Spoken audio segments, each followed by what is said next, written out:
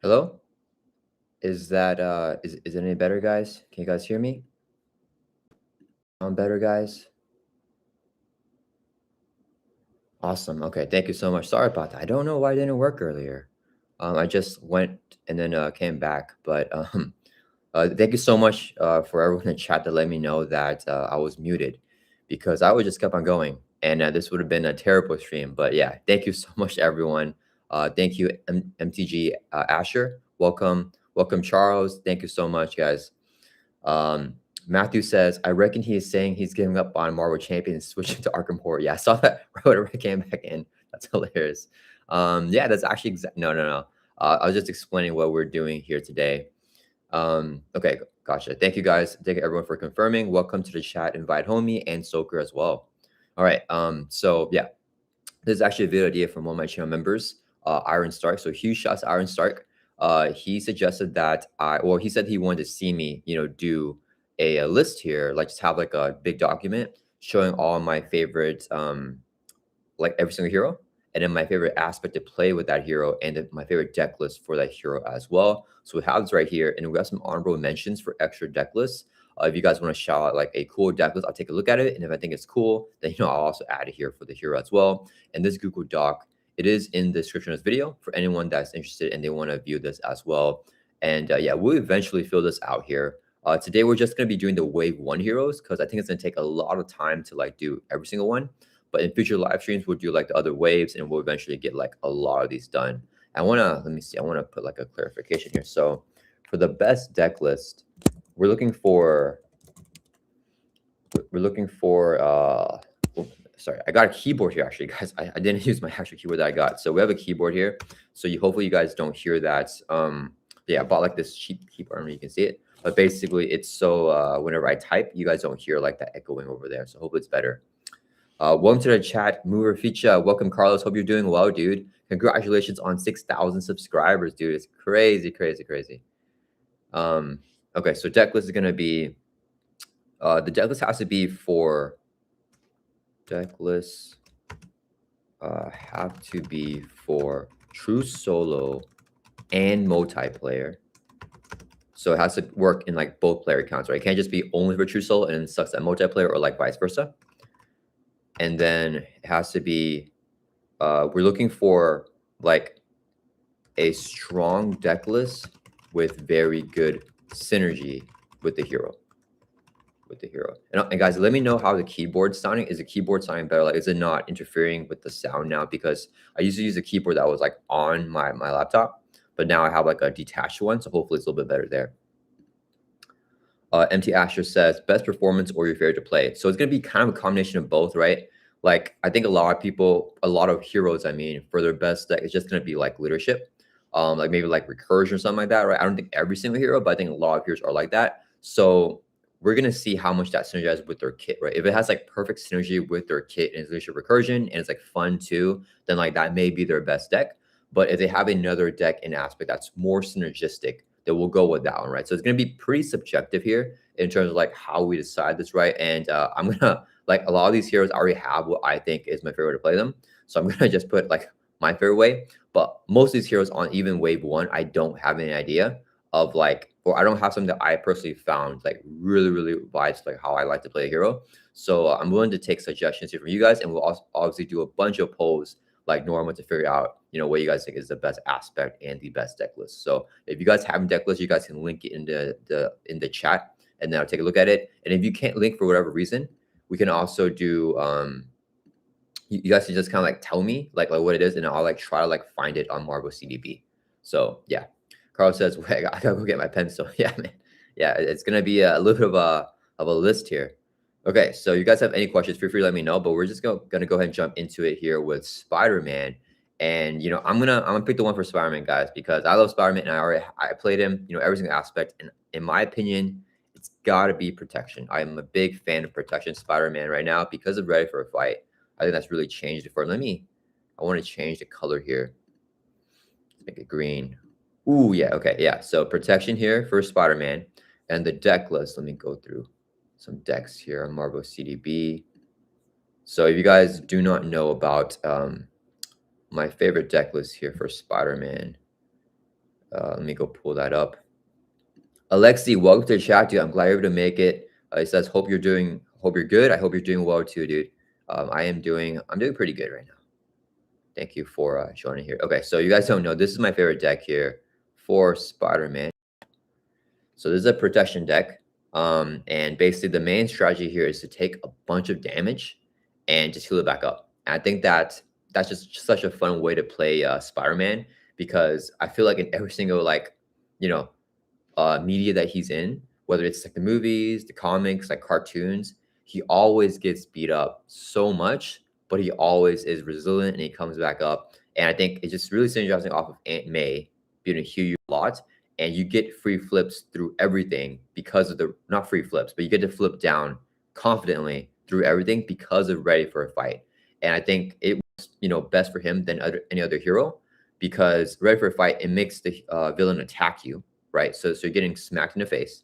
But when you do that, you get to trigger your hero ability, Spire Sense, and then you can play more Ready for Fights, flip back down, and you can easily heal.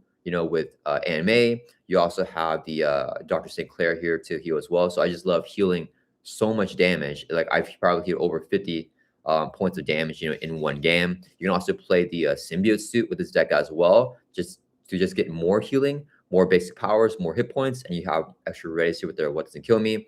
Of course, the art here is perfect for Spider-Man, of course, right?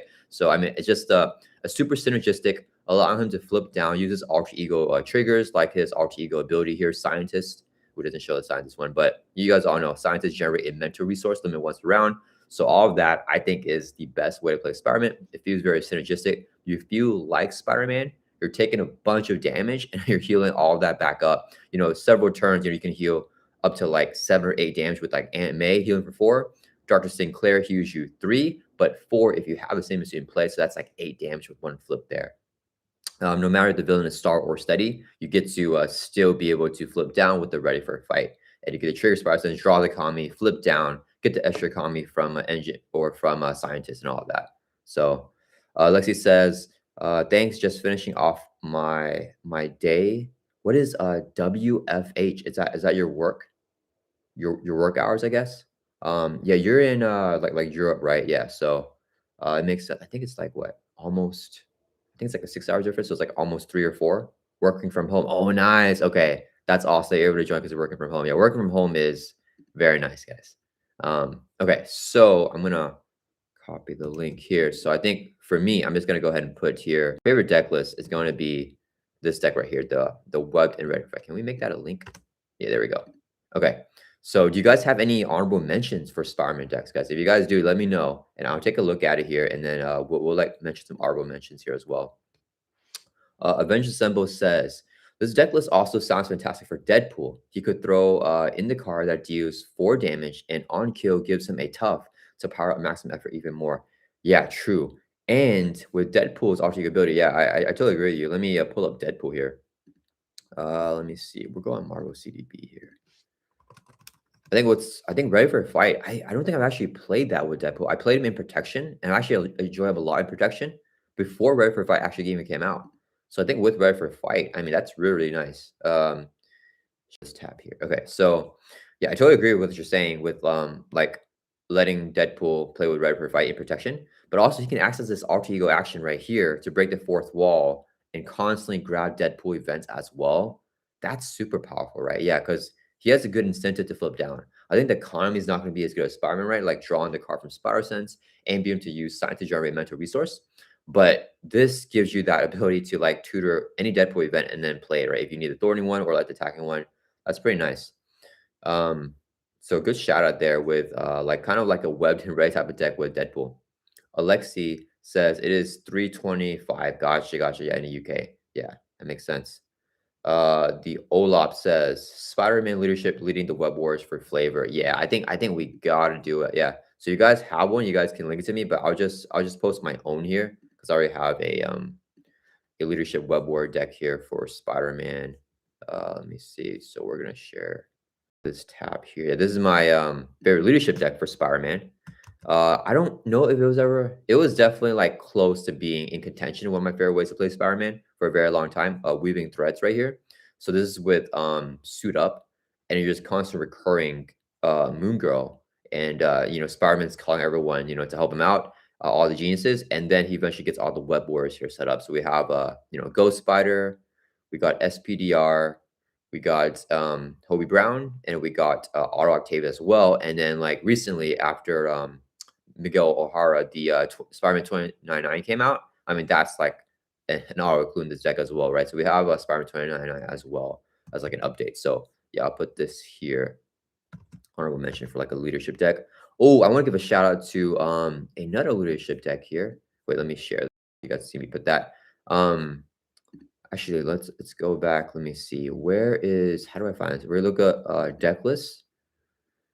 And then let's look for Spider-Man decks. Spider-Man. Because it's another leadership deck here, which I think is really cool. It's a really old deck. But we can find it. How do we do this?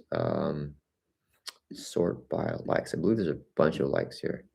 Yeah, right here. No, not that one. Where is it? This one by Kennedy Hawk. So you guys don't know Kennedy Hawk. He made this leadership deck here.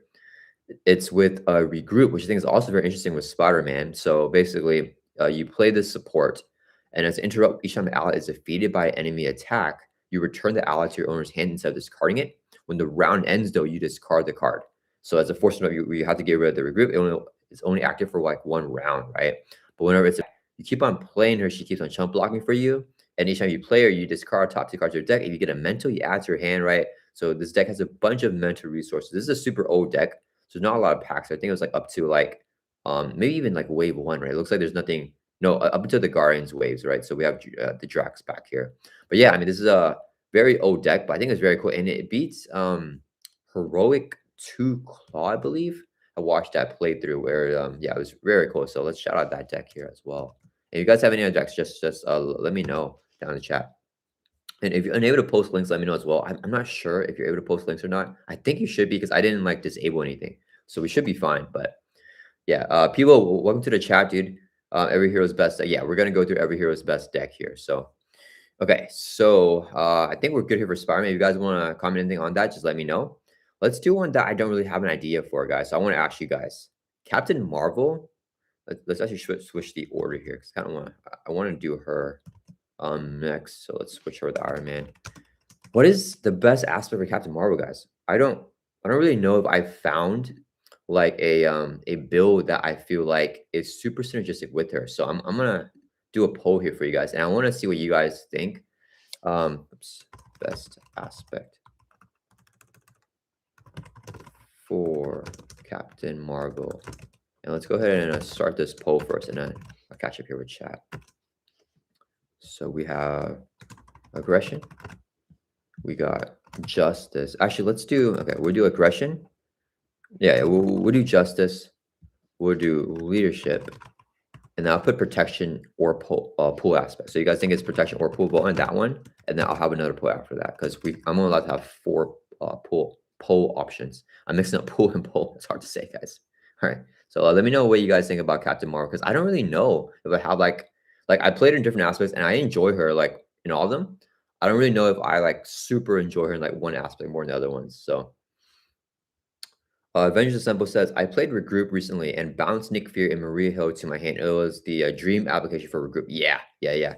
This deck right here with Kennedy Hawk definitely has Maria Hill and Nick Fury. They're all mentals too, which is like crazy that like there's so much good mental synergy like in the game, especially for Spider-Man. So yeah. Oh, I just realized I haven't shared this. So yeah, we're back over here on this tab. And I just entered in that deck list as well. The Black Cat helps Spider-Man pay his rent. So yeah, so you guys didn't see me move. I moved Captain Marvel here, and we're looking for an aspect right now for what's the best aspect to play her with. People says, I feel like Spider-Man's best deck would include Taunt, right? Yeah, I don't. So I'm pretty down on Taunt as a card, actually. Let me actually hop back over to Marvel CDB here. We can take a look at Taunt. So let's see, Taunt. I don't think it's a terrible card. Like Spider-Man is probably one of the best users of Taunt. I don't think he's the best, but I think he's one of the better ones, right? But so this is I know the community loves this card. It's a 1-cost event for protection. It's a tactic. hero action, the villain will attack you.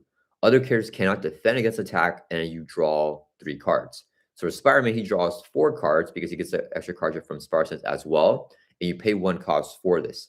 And I think that this type of card really scales with the villain, right? Because if the villain has like nasty effects tied into the activation, like Venom Goblin, where he's like potentially adding, 1 threat on every single scheme. So it's like 3, 4, 5 threat, depending on, if you have side schemes in play or multiplayer, right? Or he'll do indirect damage, or like he'll do other stuff on top of his activation. That could be, brutal. And then if you're facing scenarios like Ronin, then like he might get like double boost if he's attacking you with the Power Stone. If you're facing like a Magneto, for example, Magneto will give a mana counter. Usually the mana counter may not even be worth like drawing 3 cards there, because the mana counter spirals into like a thing that surges into like a mana counter surge or something like that. It could be really brutal. So I personally found that I think taunt is better with heroes that have easy access to a tough. Stuns are also good because with the stun, the villain attacks you, they don't attack anymore. You draw 3 cards. But the thing is, if the villain has like stalwart, then stuns won't work. It's like not always gonna be like the thing that works. But I think the tough is nice. Obviously, some villains have like surprise piercing with the boost.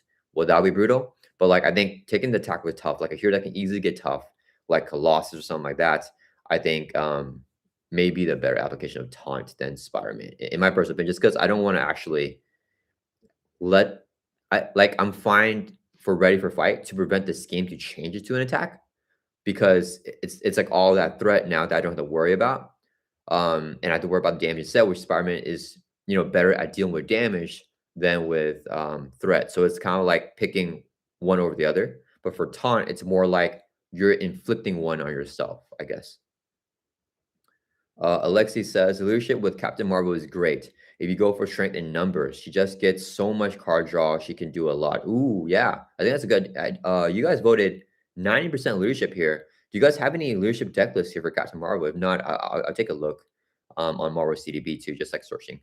Dead Expo, welcome to the chats. I can't wait to start deck building. I want to finish my collection first. Oh, okay, yeah, yeah. I mean, deck building is I personally started deck building when I had like just a core set, actually. So I don't think you have to finish your collection, but I could definitely see the wanting to use cards and not be able to have them. So I think that's one thing that can be pretty annoying in Marvel Champions. Like you're like, oh, I want a deck with this card, but I don't have it. But at the same time, that's also kind of every card game, right? So I think that a lot of people, I think that a lot of players from different card games have to deal with that as well. So people says, I love taunt.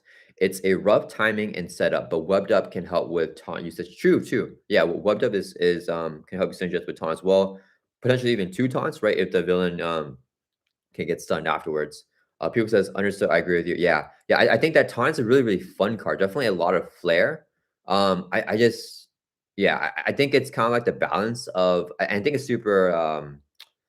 What do you say? It's like per player. I'm trying to figure it out. It's subjective. Yeah, that's what I'm looking for. It's very subjective either way, right? I think that taunt is in the spectrum of like, synergy and fun, and then like power. And I think I lean a little bit towards more like building the deck to be more powerful. So I love that taunt, but you could definitely make the case to just add taunt in there, and a deck will, more than likely function most of the same with like a little bit of differences there, and maybe even be a little bit more fun depending on your playstyle as well, right? Playstyle preference. So yeah, I can definitely see taunt being there. So back to Captain Marvel. You guys voted for leadership. So leadership is the way that chat wants for Captain Marvel. So sorry, I typed the wrong keyboard. So leadership here. Let me highlight this in blue so it looks nice. Okay, what deck list, guys, is the best deck list for Captain Marvel? Aiden, welcome to chat. Grab Captain Marvel's triple energy resource with Beast Fuse so good. Oh, yeah. I think that leadership, well, I think that might be, I think what I'll say is for Captain Marvel, I don't prefer her with Mighty Avengers. I think just a generic leadership build with Beast is very, very good. Alexa says Brian V. Okay, let's take a look at, um, he's one of the best deck builders, so I think we should be able to see him at the top here. So let's go over here to deck list, and we're gonna look for a Captain Marvel. Oops, wrong thing. It's Captain America. Captain Marvel. And we're looking for dang. You know what's funny? Like Captain America's like all leadership here, or protection. I mean, and Captain Marvel is like all leadership right here. Okay, so we're looking for leadership because we only want to filter that. And then Brian V. Okay, so let's look at this list, and I want to see some other deck lists. I'm going to do advanced search here for strength and numbers and for beast. Let's see if we can get one with that. Okay, so this deck right here, how does this work? Only 3 packs required. So I think I put this in honorable mention, but I think it's probably going to be a little bit outdated here, right? With only the 3 packs. So Beast probably won't be in here. I think this is a very old deck. It's probably from like just wave 1, right? Let me see. We do have the strength numbers here. So exhaust any number of allies you control. Draw 1 card for each ally, exhaust this way. So you get a bunch of card draw, and then Captain Marvel, you know, she does have a decent attack event you can play with the Photonic Blast here. Yeah, I mean, she has tons of card draw. You get it built out. You have like a bunch of allies with the Tri-Skill on here as well. You just have your resource generators as well. Yeah. I mean, I think this is a super solid build for Captain Marvel. I definitely played something similar to this as well. Avengers Assemble says Beast is so good. Yeah. Beast with any triple resource. Like I love playing Beast with Leadership Hulk as well. Aiden says Clarity of Purpose is also perfect for Captain Marvel. True. Yeah, and her art is on it too. You can use her hero ability reach channel for that, right? With her hero ability, yeah, it works out to a 1 cost Avengers Mansion for yeah, exactly. Yeah. Super duper good. Malik, welcome to chat. I love Voltron and Captain Marvel in Spider-Woman decks for tons of card draws. Okay, you mean the Captain Marvel ally for Spider-Woman, yeah. Yeah, we'll definitely get to Spider-Woman when we do wave 2 with the Rise of Red Skull. I think that most people like a Voltron build for Spider-Woman for the best here. Beast for Band Together is a fun play too. Yeah, for sure. Okay, let's go back here. We're gonna look up we need to do an advanced search. I want to find a deck with Beast because I agree with you guys. Beast, I feel like it's very, very good. So we got Beast, and we're gonna just search. I think, yeah. So we're looking for Captain Marvel decks with Beast. Let me see. Should we just go with the top one here? Can I organize this? Sort by likes. Same thing. Okay, yeah. So we go by this one. By Game Design Raccoon. Does anyone need a triple resource and does anyone need triple resources this turn? So let's see here. Okay, so we have Beast. We have a call for backup. We don't have strength in numbers though. I don't know. I mean, we can just take a look at this list and see what happens. I almost feel like this is this just a multiplayer list? How does this work in true solo? Because I want something that's more. Or actually, I need to put the Brian V deck in honorable mentions though. But let me catch up here with chat. Yeah, okay. So let me see here. Okay, so does anyone need triple resources? The concept is a crowd. Okay. So it's in solo and especially multiplayer. You share your triples and doubles with your teammates. Ooh, that sounds pretty fun. I've seen other decks with Captain Marvel where you like share stuff and you help your team draw, but you help them share with teammates as well. I think that's pretty cool. Okay, we got the resource reserve here. So I think that's like a main card here. I don't know. I think this deck is good in multiplayer. I don't know if it's that good, especially in true solo though. And yeah, I don't know. So basically, this card's a 1 cost support. Max 1 per player. Any player may spend the resource card tucked here as if they're in your hand. As an action, you can exhaust the resource reserve. Tuck 1 resource card from your hand under here to a max of 1. So like you can tuck Captain Marvel's triple here, and Beast can grab that for you. So like that could be like a nice thing, and then you can use another player to spend that triple. So I think this is probably like awesome multiplayer. We have the Cersei here as well. And then like you easily pay for this. So I like the concept a lot. You can easily pay for this because of the resource reserve, but it's pretty slow, I think, with the resource reserve and the Cersei. Like these are cards in true solo. It's slow in multiplayer. It's gonna be a lot better. I don't know. I think this deck is definitely like a top contender for multiplayer, but I'm not gonna have it here for our like list because we want something for true solo and multiplayer, something that's a little bit more balanced there. Yeah, I mean, I think it's a solid deck for sure, but I think I want some more balance. Yeah, we got Clarity of Purpose as well. Yeah, and then the triple rapid response. I mean, that's really good to recur Beast, right? To just get the triples over and over again. So that's like refunding the rapid response almost, right? But yeah, we only have max 1. So like if you draw them early, they're kind of like dead cards for a little bit. Probably just playing to recur the rapid response. So yeah, I think this deck is very concentrated in what it wants to do. and I think it's mostly going to be for sharing the resource in multiplayer, to be honest. And I think regroup also facilitates that for multiplayer as well, because the whole round everyone's able to block. If you're just getting your economy to play beast here and he's the one that you're doing, like you have to still play him down. Sure, you get the triple back, but like he's expensive, to play. So you want another expensive card in your hand, which the deck does have a lot of. But yeah, let's find something else, guys. Let's look through another deck here. We'll look at this one. Paging Dr. Danvers. Okay, so this deck here, we got okay, so we got Beast here, okay. And then we have the Rapid Response, which I think is good. I think I prefer one copy here. And then we have the Band Together. Okay, so yeah, so Avengers Summon was just mentioning the Band Together. So we have that here with this Captain Marvel deck. And Beast can grab it. And yeah, so we have more triples here. We want to build it out. We want to try Skeleon. So we got that here. And then, yeah, let me see here. Oh, we got Dum Dum Dugan. So it's kind of a shoe deck as well. How would Dum Dum Dugan? He's just super expensive. But then we have stuff with the triples, obviously, to play him. So for the shoot things to exhaust with Dum Dum Dugan, we got Alpha Flight Station, right? That's shield. We have Helicarrier. We have Command. Yeah, we got a lot, actually. This is actually really good because we have, yeah, this isn't shield, but we have the Commander, which is shoot as well. So we play these down, Dugan can exhaust that to get extra. Yes, actually, I feel it's a pretty cool deck. What do you guys think about this? We also have the Triskeleton to shoot support to exhaust Dum Dugan. So I really like Dum Dugan here with this deck, especially with the triples that I'm having with Beast. What do you guys think about this deck? I think I'm gonna put this one. I like team training here as well. We got Sky Destroyer. I mean, this stuff might take a little bit longer to set up, but we can always set up like the bare bone stuff here. We got the band together. Well, I don't like that we don't have the other resources. So I get we're all trying to go for like energies, right? Like the band together, we want like triple energies with energy here. That's fun. That's fun. I mean, Captain Marvel, because of her triples, she needs the doubles less. I think that the deck is better with doubles. Like even with this deck here, because we have expensive cards that we want to play. But I think it's not that big of a deal here for Captain Marvel. I think it's fun. I think each time you build a deck and you include all the double resources, that's pretty fun. And it can have synergy. And this one does have synergy here with Captain Marvel. Using Bending Getters for the energies for your Photonic Blast or for your energy chain, I think is really cool. Yeah. Okay, I'm gonna put this deck, guys. I really like the way that this deck is looking. I think it works in multiplayer, it works in solo. So let's go back over here. And I'm gonna put this deck here. So huge shout outs to Smendrix here for the deck list. I think it's a really cool deck, guys. Yeah, so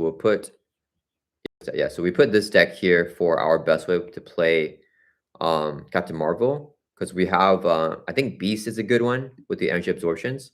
I think this deck will work with the strength of numbers too, though, right? It would be nice if we also got strength of numbers, but I think we can't get everything that we want in the deck, right? Because I mean, this deck's trying to do a lot of things anyways. I think that you can take out Dum Dugan and the shoot stuff to put in more strength and numbers.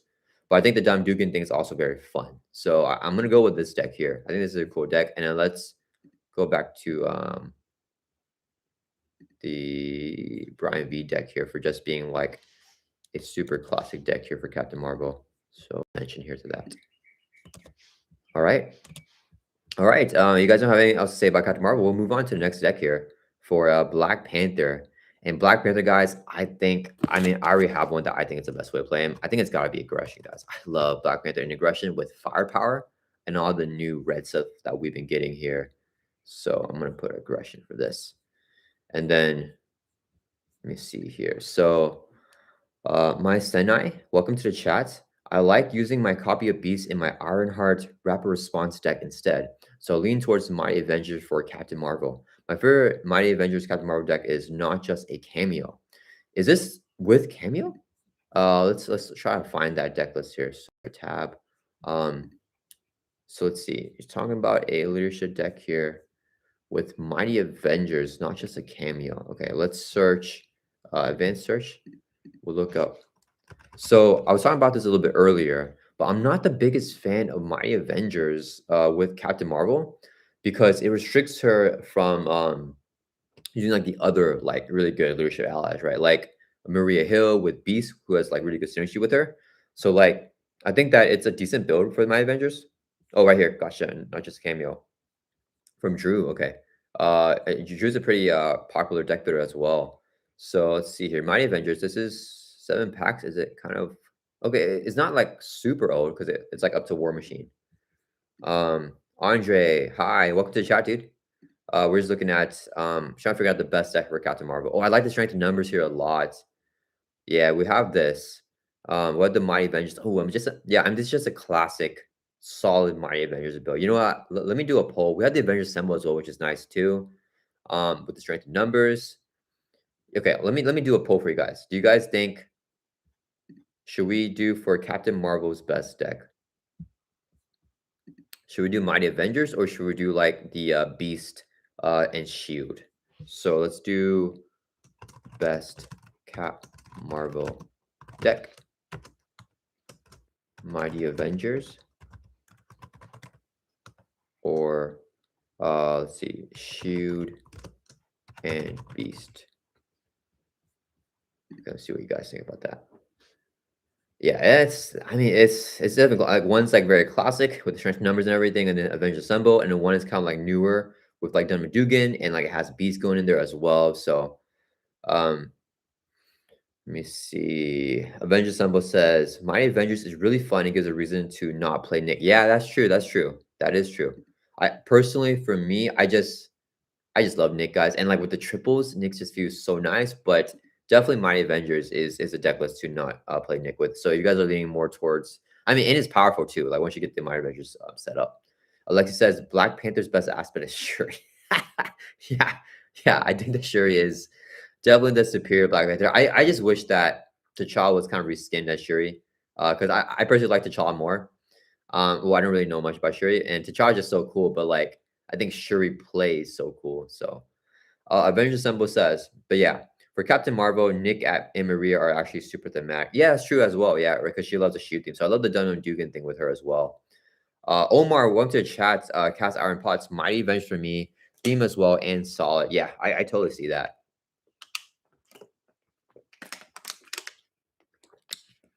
It looks like Mighty Avengers is winning right now with 60% of the vote here. And we have 40% of vote for Shoot and Beast.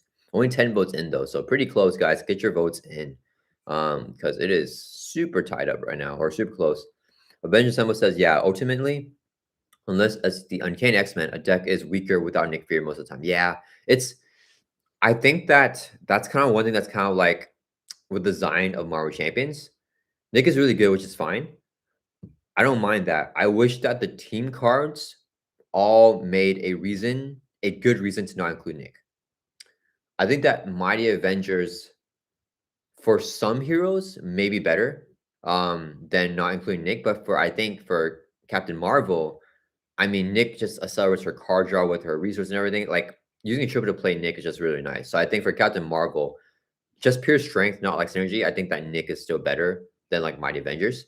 But I like that the Uncanny X-Men is so powerful, but that you don't want Nick in those X-Men decks. But then at the same time, the drawback is that any X-Men deck you play in leadership, you want to just include the Uncanny X-Men. So it's kind of like I don't know what's the best way to do the design there.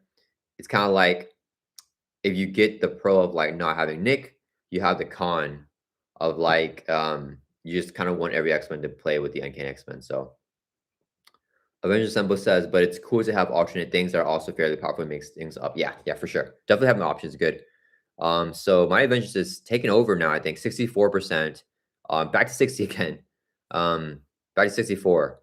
Okay, yeah, the poll here is kind of yeah, okay, so I think you guys won for my Avengers here. So let's go ahead and actually put this deck here for the best deck for Captain Marvel. Okay, and then we're going to swap the shoe deck here over to honorable mentions. I think the shoe deck is cool. I think I personally like the shoe deck more, but I don't. I'm not super. I don't feel really strong about it. So we'll go with the Captain Marvel deck. Okay, so for Black Panther here, we're gonna move on to Black Panther now. I think that I'm gonna say aggression, guys. I love Black Panther aggression. Let me go through some of my decks here. So I don't think I posted this deck, but let me find it. There can probably be a better way for us. I kind of just put this deck together, but there's probably I don't know. There's a better. We'll like search through some decks here, but this is an unpublished deck that I have here. I think it's the best way to play Black Panther. It's just really fun with firepower, right? Like he used to be able to use he still can. He can use Fusillade. He can use the other weapon exhaust one. I forgot the name of that one. I don't remember the name of that one. The zero cost one where when you attack, you exhaust a weapon. But the main thing with T'Challa with this deck for synergy is that he has his Panther Claws. This is a 2-cost upgrade with the weapon trait.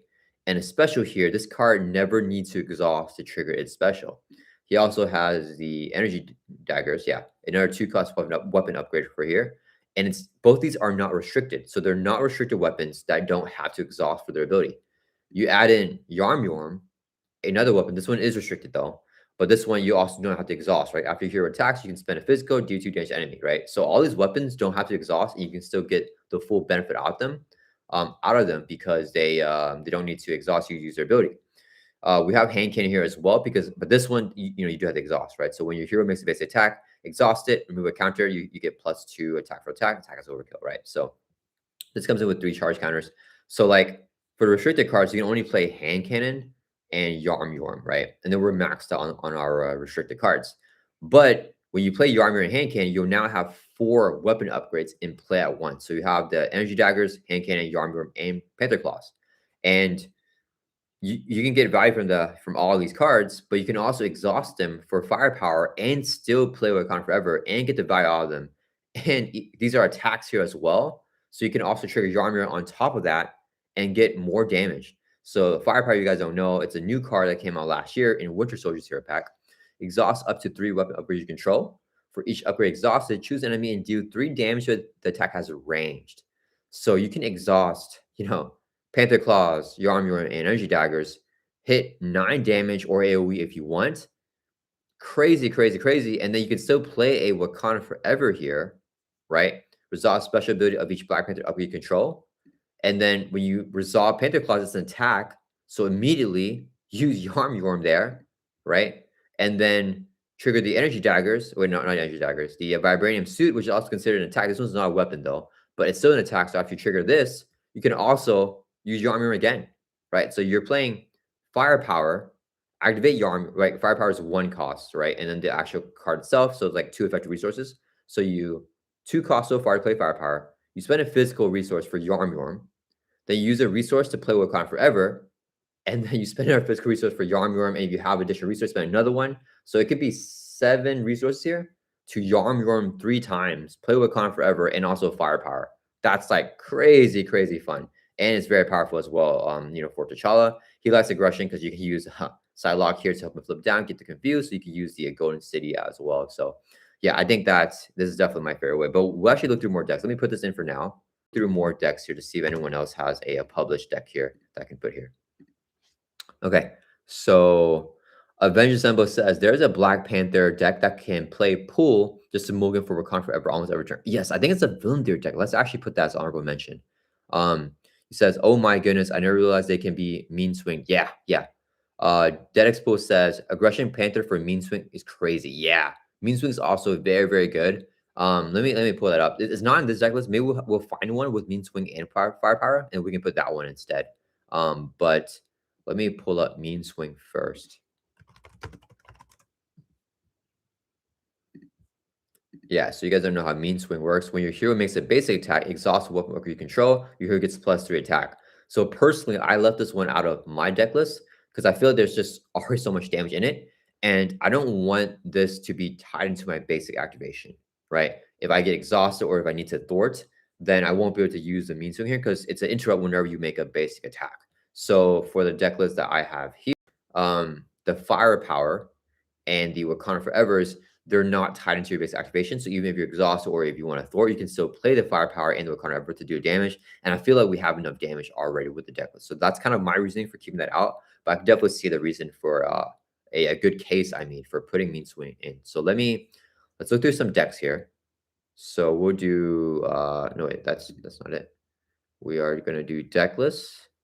And then what are we doing here? We need to look for Black Panther. And then, wait, that's Shuri. Whoops. Black Panther T'Challa. Okay. And then we're gonna look through aggression here. Aggression, and then what do you guys say? Oh wait, no, let's look for pool first. Let's put that villain theory deck. I want to shout out that deck because that's a pretty cool deck. Panther pool, mulligans forever. Okay. So this deck here is pretty interesting. So we have the triple resource here and vibraniums, no doubles because we have so much resource already. And then the mulligan here, I mean, it's just this is a card that you cannot play unless you have not played any other card this phase. And when you play this card for 3, you just card your hand, you draw a new hand size. One thing about Black Panther you guys don't know is that it's very annoying to not have the Wakanda Forevers when you need them. So the mulligans here pretty much guarantee, like if you have a mulligan or a Wakanda Forever, you have the Wakanda Forever. If you don't have it and you play mulligan, you'll probably get one because you have so many copies of the Wakanda Forever in your deck. So this is a pretty fun option here. So let's definitely add this over here to arms.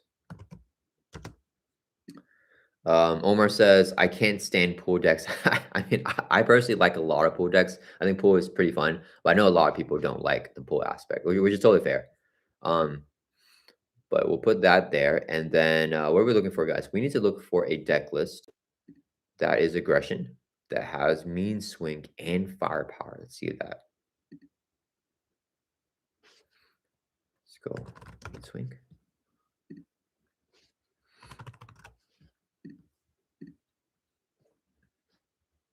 Oh man, it's like the same deck list. Okay, so we have 4 deck lists. Ooh, let's look at Darren Lang's deck here.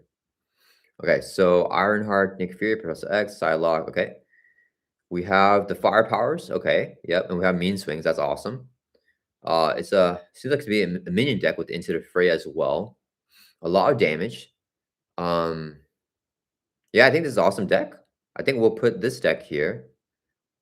Okay, well, I'm not the biggest fan of the post grenades. I think this may be more fun, and there's no Yarmir. I think Yarmir is just so good, right? Like Yarmirs even work with the post grenades too, because post grenades are attack.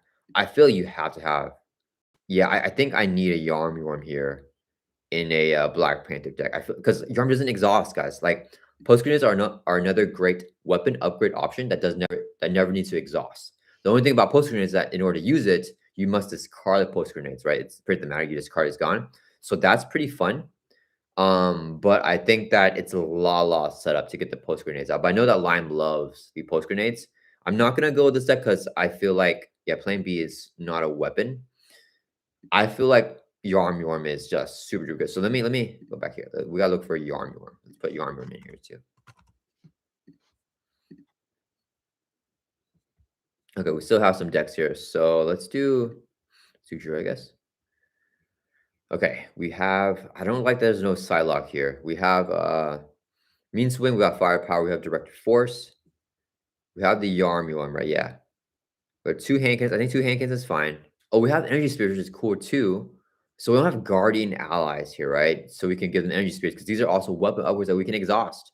So yeah, I don't know. It's a lot setup, and we don't want to chump block with them. I think this deck is fun. I think it's super duper fun.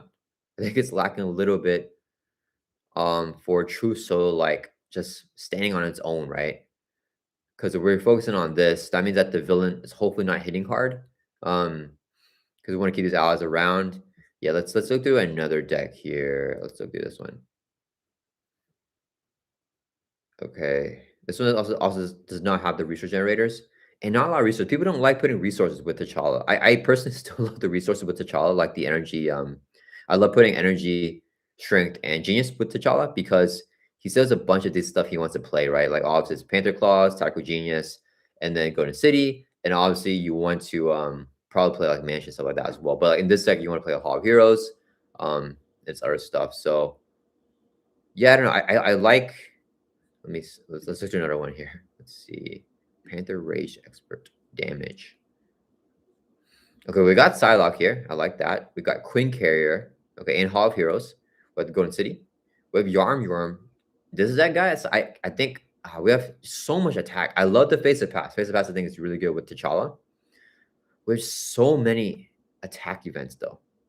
Because we have Wakanda Forever's too, right? So we have like, if you consider these to be like quote unquote attack events because they do trigger attacks from Panther Claws, like I feel like it's enough with the Yarm. So like this one we have 1, 2, 3, 4, 5, 6, 7, 8, 9, 10, 11, 12, 13, 14. Like, it's a lot of attack events. Okay, guys, I'm gonna just stick with. I think I'm gonna stick with the list that I have because guys, I don't know if that many attack events. Like, so with this deck list, I would feel like it's a crap ton of attack events. Like in this, like I feel like damage is already like in abundance.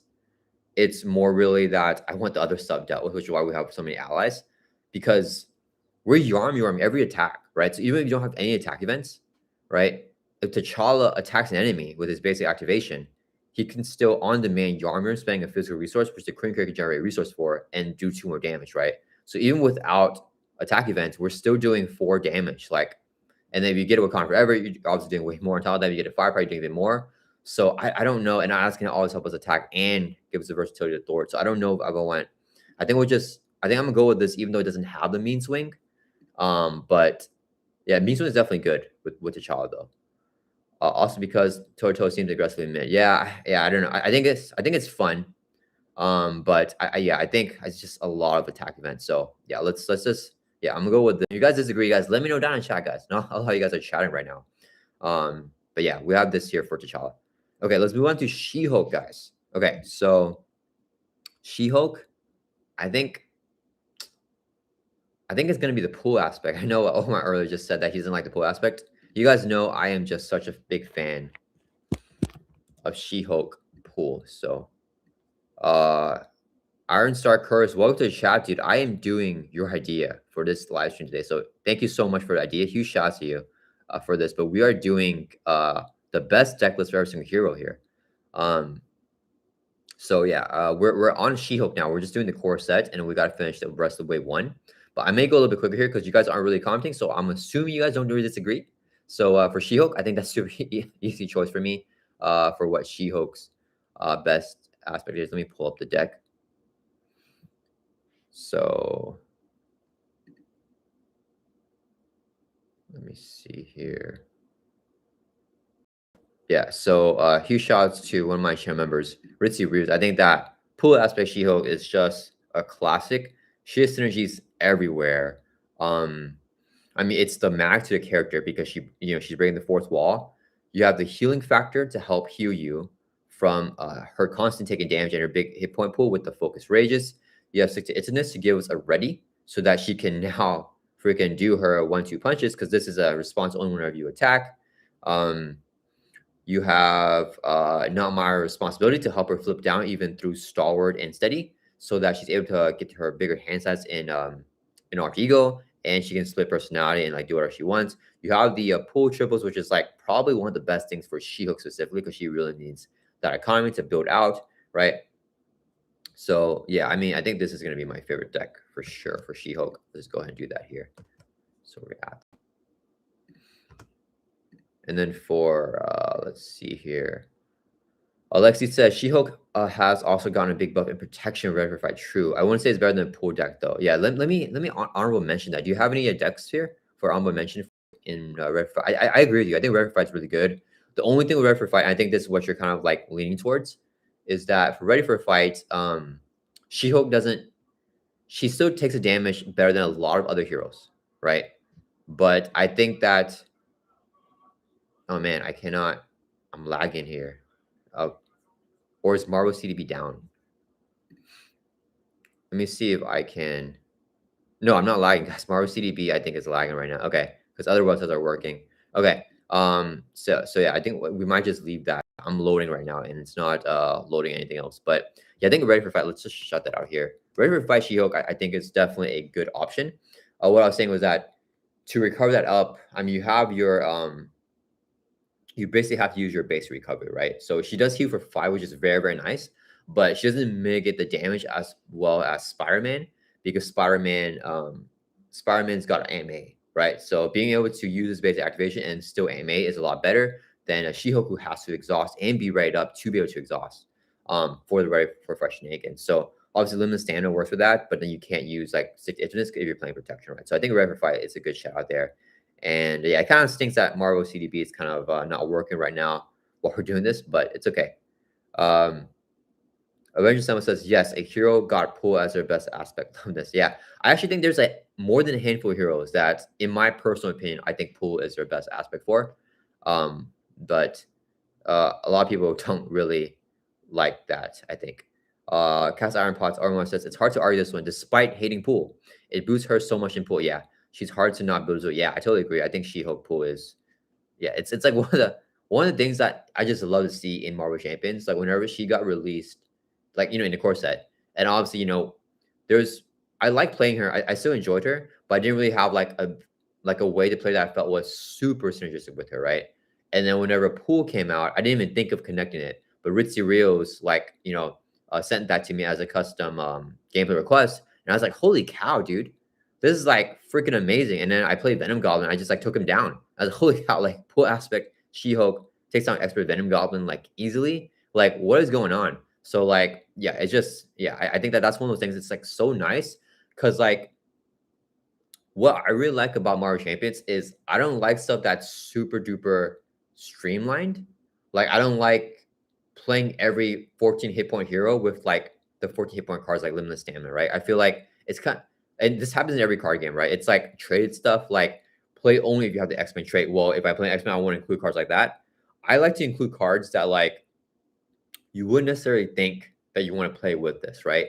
And obviously in hindsight, it seems like She-Hulk just fits pool aspect perfectly, right? But for me, I didn't see that. I didn't see that. It didn't click for me until someone actually gave me the deck list. I was like, holy cow, this clicks. So I really like the novelty of like finding that, even though I didn't find that myself. But I like to like not just do like if you're She-Hulk, if you're a lawyer, that you can play this card. I kind of like stuff that's not like that. So Dex Pool is heading out. Have a great week. Yeah, dude. Hope you have an amazing week too. I'm glad you're able to join for beginning, dude. Hope you have a good rest of your day. Thanks so much for joining. Let's see. Catch up on chat here. Alexi says, yeah, Marv CDB is down. Yeah, yeah. We'll see if it's back up in a little bit.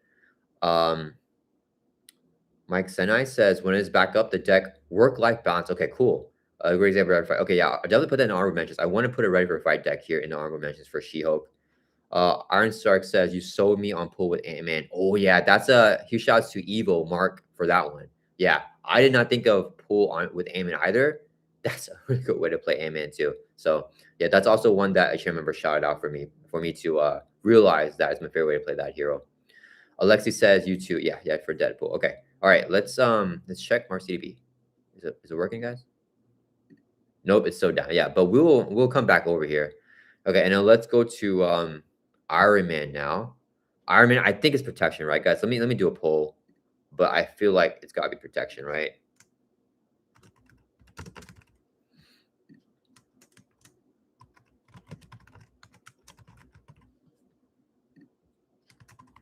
So we're going for the best way to play Iron Man.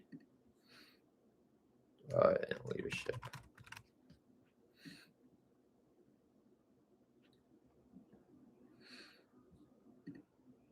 Alexi says Iron Man's best aspect is Iron Heart.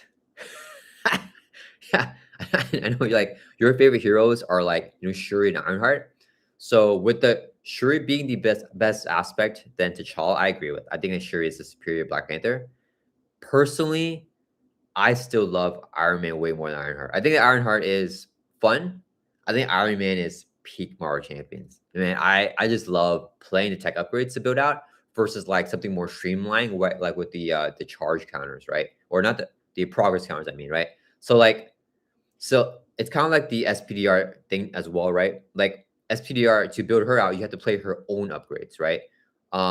For Ironheart, you have to get her progress counters. The thing I love about Iron Man is that yes, you probably want to get his upgrades out, but you can also build them out by playing energy shields, or like energy barriers, right? You can play any tech upgrade. I just love like stuff that you may not necessarily think to work with them, and then like you find that in like different aspects, right? Like leadership has like tech upgrades for like allies. You play that out, you build an Iron Man. That's like super fun. I just love stuff like that. So Rob, welcome to chat, dude. Hey folks, happy Lunar New Year. Yeah, happy Lunar New Year, guys. I think is it like tomorrow, I think? Or maybe it's today in Asia. Avengers Someone says Ironheart is cool though. Yeah. Avengers Someone says happy Lunar New Year. Is it right now, guys? I'm not not good at keeping up with that. We celebrated that on Valentine's Day. My family had a like Valentine. Well, we all met up, so we went over to like my aunt's house, which is like pretty far away, and we did like a big thing, or whatever. And that was our like celebration for Chinese New Year, but it was on Valentine's Day, and I was like, "Why are we doing it on Valentine's Day, guys? That's it's not right. It's another holiday." Iron Man over Ironheart for sure. None on my list for faves. I was surprised at how much I enjoy War Machine in his theme group. Uh, I think it's today. Oh, is it today? Dang. Okay, that shows what I know. Iron Strike says Ironheart is fun. Favorite is being able to play Moon Girl and Alter Ego or here. Yeah, that's Moon Girl is the best with Ironheart for sure. Yeah, being able to play Moon Girl in both forms. I will say this though. I will say one thing about that. I think that it's the strongest in Ironheart. I think that Ironheart plays Moon Girl the best because it's the strongest. I think that being forced to play Moon Girl only in either hero form or alter ego makes her a little more fun. I love the suit up alter ego only thing with geniuses like Bruce Banner and with Spider-Man to force you to only play Moon Girl and alter ego because it gives like a little bit of synergy there and like it adds a little bit more fun to have that restriction. Like I can't play Moon Girl in both forms. So personally, I actually prefer a lot of bias, a crap ton of bias, obviously, because you guys know I love geniuses and Spider-Man, but yeah, I personally think that Moon Girl is more fun with genius characters, like only using alter ego, but she's definitely strongest with Ironheart. Avenged Symbol says, yeah, tomorrow for us, going on right now in Asia. Okay, got it. Okay. I'm glad I got that right, guys. Okay, because I'm Asian, so I want to make sure I get my lunar year correct. Okay, cool. So it's tomorrow, but Rock says, yeah, it's 12 in lunar year in Asia right now. Gotcha. Yeah, it's a huge thing. If you guys have never been to Asia, in like Lunar New Year times, like I know in China they take like a week, 2 weeks off, so it's crazy, and the streets are like crazy and stuff. So yeah, it's a huge thing. I don't know if it's like that anymore, but yeah. Avenged Symbol says I'm not entirely sure though. Okay, yeah, it's just past midnight in Asia, so tomorrow for you. Got it. Cool. Yeah. So did Marvel CB load? I think it's loaded. Okay, I think we're good here. So okay, we're going back to She-Hulk, and I want to find her deck real quick. What is a shout out here? A protection deck for Web-Warrior for fight. What was the name of the deck? I'm scrolling up here on the chat. Work-life balance. Okay, that's what Mike and I said. Work-life balance. So look at Red for fight. By the way, Mike Sinai, can you tell me how to pronounce your name? Because I'm not sure. I feel like I pronounced it 2 ways. So you let me know down in chat how you preferred me to pronounce that. Let me do aspect protection. Oh, right here. Got it. Work-life balance. Okay, so let's take a look at this deck list. And then, oh, what was this pull here? Oh, Iron Man protection. Okay, cool. You guys voted for protection for Iron Man. Okay, so this deck right here, let's go ahead and just, let's take a look at what. We only got 2 allies. Are we taking, okay, we have Sinclair to heal with the ready for fights. Okay, so I like that. We're just taking the hits to the face. Sinclair is going to heal us with our base recovery stat, so we heal a crap ton with that. Yeah, I mean, and then we got the Weapons Killing First and healing as well. Okay, I don't mind the deck. I think it's a good deck. I think that with this much ready for fighting, especially if we're facing a stronger villain, we'd probably want more allies, but I'm fine adding this deck because you gave me a shout out for honorable mentions. Okay. My Senna. Oh, I got it right on sometimes when I pronounce it. So awesome. Okay. My Senna. I always try my best to remember that. I'm not the best for pronunciation, so if I forget, I apologize. But I'm gonna try to remember my Senai. My Senai. Okay, got it. If you want more allies, Fight Club is another good reference. Fight. Okay, let's take a look at Fight Club.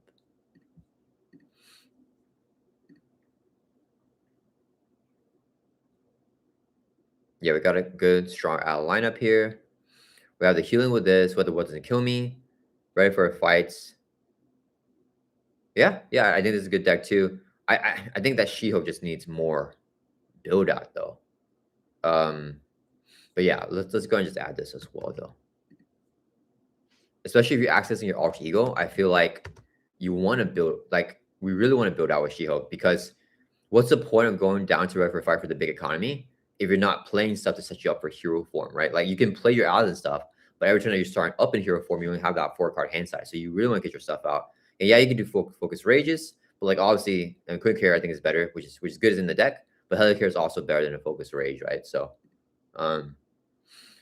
Is this poll for single or multiplayer? It's gonna be for both. It's gonna be like just in general. So we're just looking for decklists are for true solo and for multiplayer, a strong decklist with very good synergy with the hero. So we're not just looking for the strongest, but not just like synergy and fun. We want kind of like a balance of everything. So it's gonna be very subjective here. Okay, let's go through Iron Man. You guys voted for protection. I agree. Yeah, I think that this is a no-brainer, right? It's gotta be protection. I like justice for him for a very long time. But I think ready for a fight just changed the game because now he has better alter ego access in protection as well. So like if you're looking for alter ego for Iron Man, it's gonna be protection with ready for fight. If you're looking for you can build out his hand sets with all those tech upgrades, right? So I'm gonna shout out my deck list here for Iron Man. I don't think anyone's really going to have a problem with protection Iron Man. I think that is like even when I like Justice and I played him a lot in Justice, I'll get so many comments. You guys telling me, hey, you gotta play him in protection. Protection is better. So yeah, the Mark 25 here is my favorite protection deck here. It's like very updated, right? So we have all the updated stuff. Yes. So let me share.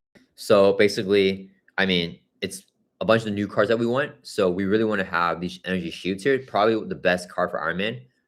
The best new card. 0 cost tech upgrade attached to any character.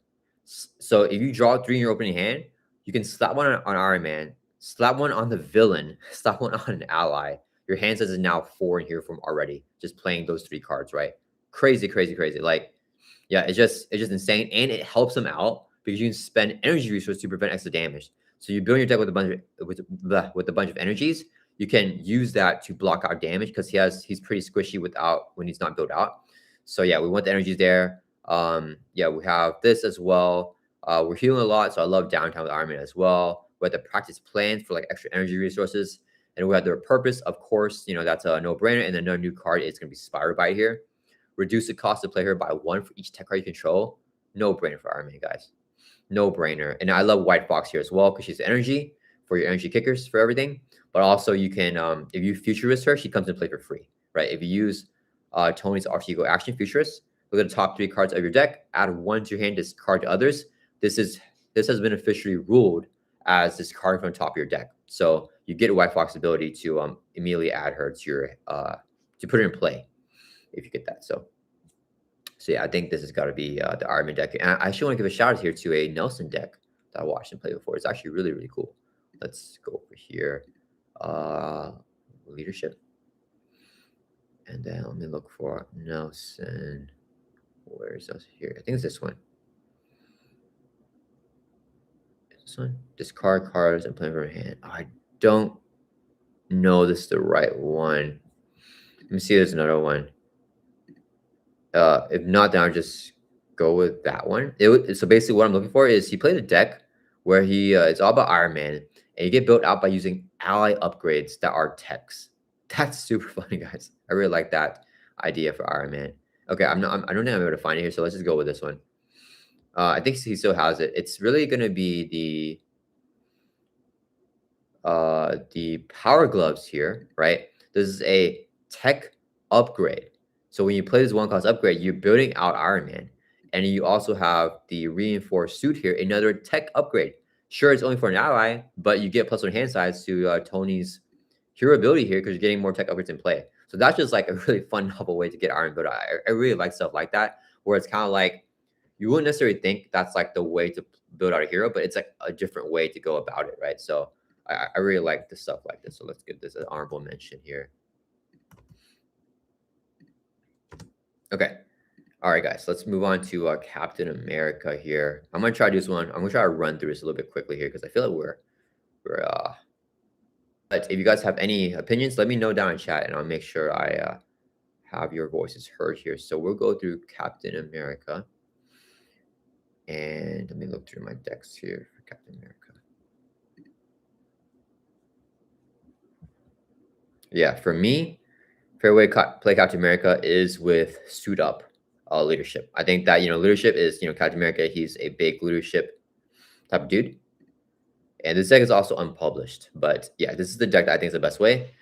I tried with my Avengers. I don't prefer that playstyle with him because I really want to take advantage of his alter ego ability here, the Living Legend. I think Living Legend, it's not by any means an ability that I think is like amazing. I think it's not as good as a lot of other abilities. but it's very thematic and very fun. Omar says, I gotta go to work. Yeah, dude. Hope you have a good day. I'm glad you're able to join us though for the beginning part of this. So yeah, for Captain America, if you guys don't know, Living Legend reduced the cost of the first ally played each round by 1. I think that is a not as good as strictly just having a resource generator. And a really bad thing about this ability, guys, if you guys don't know, the thing is that if you are in our hero form, if you're in hero form and you play an ally, or one of the other players in your group, you're playing multiplayer, they play an ally, right? Then you flip down to Alter Ego. Living Legend is now voided because an ally was already played this round. So even though it wasn't played during your Alter Ego, if an ally is played at all, you can no longer trigger Living Legend during that round. So it's just a very restrictive ability. And sure, you can give it to whoever plays the ally, but it has to be the first one, right? So like Captain Marvel's command, just pick someone to draw cards way better. I even prefer like Peter Parker's scientist just generate a mental resource, right? Because then you can at least always use it every time you're in Alter Ego. Versus Living Legend, you can't always use it, right?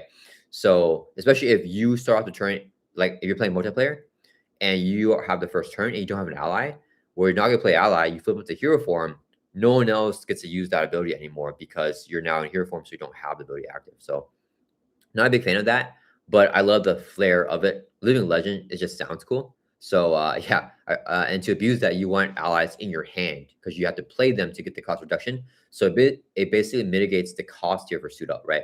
Instead of suit up being a 2-cost card, it's essentially 1 because you can Living Legend, right? So that ally that you get. So it's basically a 1-cost card that has 1 for the effective resource, and you get the ally and it upgrades to your hand. So it's basically the same as just playing ally without Living Legend, but you get the tutor. So what I really like about Captain America is that it's essentially trading the Living Legend for a tutor of any ally in your deck or discard power, which I think is really powerful. So that's why Captain America, and this is my favorite deck for him. So let's just tap over here. I think leadership. I think I did a poll before, asking you guys, and leadership. I mean, that's just a no-brainer for Captain America. He is one of the best leaders ever. So let's give him leadership for this. And is that the same color? Yeah. And then Curtis says, Sunlock Cap for honorable mention. Yeah, let's shout that out. Let's share this tab, and we're gonna go to decklist, and we will give a shout out here to Stunlock Captain America. Yeah, this is a super famous deck here from Brian V, with just Stunlock the villain with your heroic strikes here. Yeah, so all right. All right, we got 5 more heroes here. Doctor Strange. Oh, I'm gonna ask you guys. Let's do a poll. So I personally show tab. Okay, so we're good here. So I personally think that I like Doctor Strange in pool aspect the most. He's my favorite to play in pool. Or not my favorite to play pool. Pool is my favorite way to play him. What do you guys think? I'm not. Yeah, let me do a poll.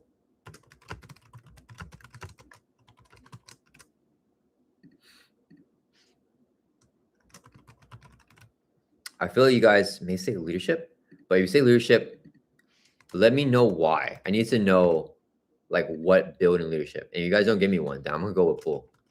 So we'll go with justice. I think no one's gonna say protection, right? Okay, so let me know what you guys think about Doctor Strange, but I'll make my case here for the pool aspect. Okay, so let's go to some decks here. Backward to Marvel CDB. Let's see. Sorry, guys, I'm just looking for. So okay, so let me talk about it as I'm looking for it. So, Doctor Strange in pool aspect. Okay, I found it. So it's the same thing with Black Panther, but I think mulligans are even better than Strange than for Black Panther, right? Because for Black Panther, you have to actually get built out. You have to play your Wakandan upgrades, right? You have to play those things out, your Black Panther upgrades, right? Once you have them on the table, then when you start wanting to Wakanda Forever, you can get consistency on that by mulliganing, right?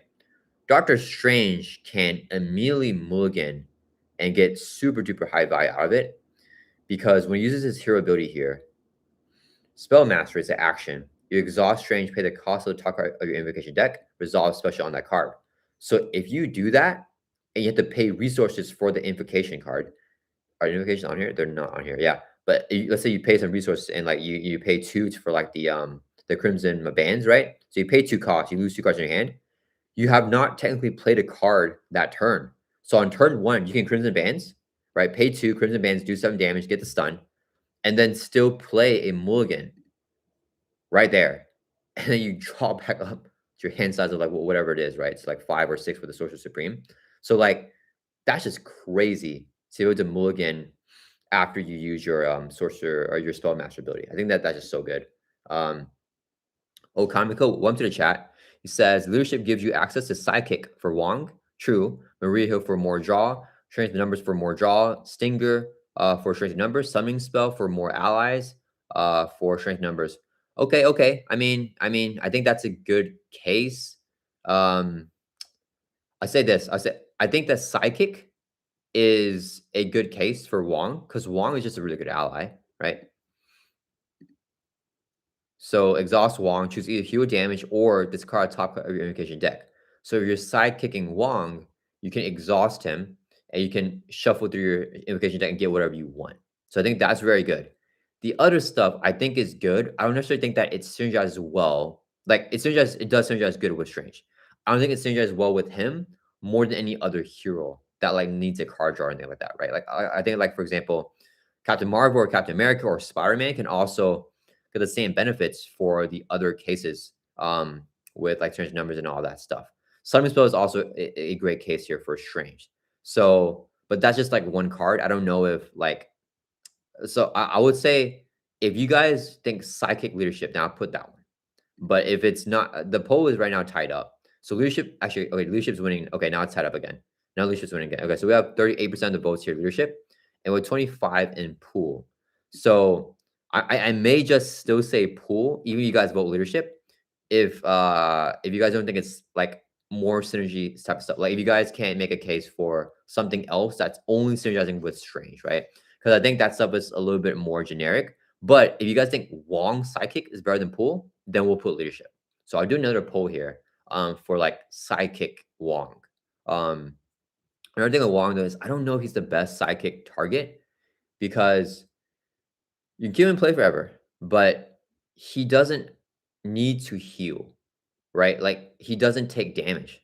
So whenever you exhaust him, you can just have him play. He can just do his thing and check your invocations, right? The only good thing about that is for your side by side, because when you side by side, you can ready up Wong and Strange. So when you ready up Wong, he can exhaust again to get through another invocation card, and then you can ready up Strange so he can exhaust for spell mastery. So if you're sidekicking with Wong, the main reason is side by side, but you don't really get as much value from side by side because you don't need to heal Wong or Strange, and you don't need to give them +1 or +1 attack. So I think that might be the most synergistic in leadership with him. Like that's unique to him. But at the same time, I don't think that that's the best way to play him. I don't know, guys. Alexi says, I personally don't love Psychic for Wong. You can have him stick around without, yeah, true. And his best use isn't in his basic activation. Yeah, I totally agree. Chico Rexia says, hi, I'm like, hey, dude, welcome to the chat, dude. Yeah, you're good. We also watch the VODs later, but we are not, I think we're like on halfway done. So Old Kamiko says side by side raise him and Strange. Yeah, it does. But let's take a look at side by side here. Because I was just talking about the side by side thing. So I agree that side by side is a way to ready it. But another good thing about side by side is this effect right here, right? And Strange and Wong do not need the healing because Wong does not he does not take consequential damage or anything for his ability. And then both characters get +1 Thor +1 attack. Wong doesn't use his basic activation, and Strange doesn't use it either because Strange is exhausting for spell mastery. Because Strange works is that you have to exhaust Doctor Strange and pay a cost to use invocation deck. So the ready is nice, but you just don't get the value. You just don't get full value from side by side. So Alex says true, but you've already had to spend 3 ER for side by side. I think the Mulligan combo is stronger. Yeah, okay. I know you guys voted here. Sorry, I'm sorry to do this to you guys. You guys voted 55% for leadership, but honestly, I think leadership might be stronger. I'm not arguing against the strength. I think that can definitely be stronger. But I think that if you're looking for synergy with specifically how Strange's kit works, and if you want something with like that's like only Strange can do, and it feels like, oh wow, I'm like playing cards that work with him and doesn't work with anyone else. I think that it's going to be the pool aspect here, and this is also powerful, with the mulligans, right? And you can make the case that pool Strange is strong leadership Strange. I don't think a lot of people would agree with that, but I think you can make the case for that. And I just with the comments here about you know um, from Alexi talking about side by side. I just don't think that Wong Voltron is going to match Pool. I think that it has synergy there with the readies from the side by side, but then not max synergy because like this part is so good, right? Don't get me wrong, this part is double good because you get the red from Wong and you get the red from Strange. So I definitely see your side there. I think it's very, very good. But this part, you're just not getting the full value from the card, right? And the reason why side by side kind of needs everything to be good is because it needs a lot of setup, right? You need to make someone your psychic, and it's still 2 costs for this. So I think that this card is balanced if it were 1 cost and didn't have this effect here because you still need to make some of your psychic. So you get a double ready. If it was 1 cost and didn't have this effect. So I think paying 2 to not get the secondary effect right here. I don't know. Yeah. So I'm gonna go with guys. I'm sorry um to do that despite the vote, but I think that pool has to be the way. And then I'm gonna put the mulligan deck here for Strange. But I can definitely honorable mention some leadership decks. Manifer says, heck, check out Andy R's Doctor Strange decks that kind of work like group hug support decks. Also, hey chat, welcome Manifer to the chat. Yeah, I can check that out. Let's see, tab, and then we'll do deck list here. How does it lag for you guys, by the way? I'm kind of going through tabs pretty quickly. I'm not sure if it's but I can go a little bit more slowly if you guys feel like it's lagging a lot whenever I'm doing that. But yeah, let's go through what I'm looking for. Doctor Strange. All right, and then we want to find Andy R. What aspect are you talking about though? Because I don't know if I can find it without looking through the aspect. Oh, okay, this, yeah. Is this it? Group hug support deck. Is this it? Are you talking about pool aspect as well? I think pool is great, yeah. I feel like you're talking about a different deck, right? We're just talking about pool here. But yeah, I mean, let me get a leadership deck though. Yeah, I'll put that in honorable mention. Because I agree that leadership is a strong way to play Strange. We'll just put the top one here. Wait, what's that number? What, Doctor Strange leadership? What the heck? Wait, is this the? Doesn't make any sense. Huh. I don't know what's going on right now, Mark City. I feel like my filter isn't working for search. Let's refresh this. All deck lists, Doctor Strange leadership. Oh, we're like down the numbers. That's why. Okay, let's do this. So we'll just do this deck right here. All right. Metaphor says he made a deck for each aspect. Okay. Yeah, I can take a look. I mean, we're just kind of trying to look for the most synergistic one though. So let me. I like the tough enough ally swarm. Oh, is it on here? Okay, let me put that one too then. Okay, let me see. What's this deck about? Inspired. Ooh, okay, this is interesting. There's no resources, but I think that might be work with Strange. So what we got going on? We're just spamming allies here with no economy, and we're making the call for them and get ready and wrap a response. I don't know, man. I don't know if I'm a big fan of this one because how do you, if you don't have your invocation that draws, if you don't have the Winds of Watum, I just don't see him having the economy for any of this, right? Like on Winds of Watum turns, yeah, for sure, this is like awesome. But I feel like you need the you need some more economy here. Like unless it's like a rush deck almost, then maybe it'll work. Okay. Oh, thank you for the link, Matafer. Let me put that in. Strange support. Okay. Ooh, justice. Okay, yeah, I definitely add this one to the list. So We have it's a shoe deck, looks like shoe deck. Yeah, shoe deck with global logistics and scrying. Okay, cool. And then yeah, so just a shoe build here for Strange. No research generators either, but I think this deck is pretty cheap to play. Oh, you're passing out the for intuitions. Okay, okay, got it. You're passing out skin investor. So more multiplayer. Yeah, I mean, I can put this for multiplayer. In like honorable mention.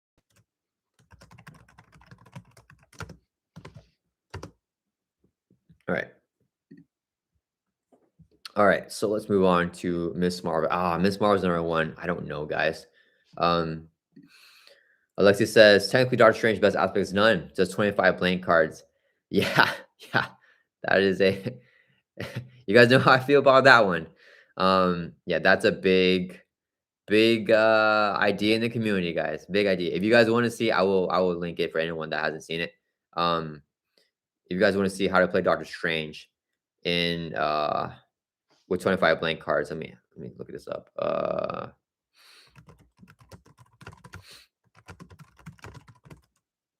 I'm just gonna Google search it. Okay, so I'm gonna post this here. But yeah, if you guys are interested in seeing Doctor Strange being played with 25 blank cards against Expert Ultron, Expert Claw, not the most liquid villains in the game, just some regular villains there. I have a video right there, and that's Doctor Strange with 25 blanks. Okay, let me see. Matterford says it's a good way to bring Strange to the table as he is OP. If you're just playing stuff to help others, folks will love it. Yeah, yeah, for sure.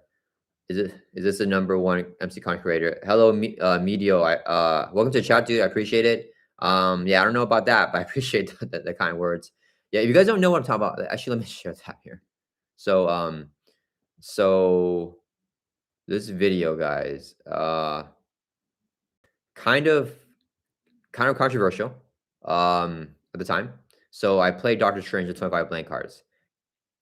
Because I don't know if you guys are being sarcastic here or not. So let me just clarify here. I was being kind of sarcastic.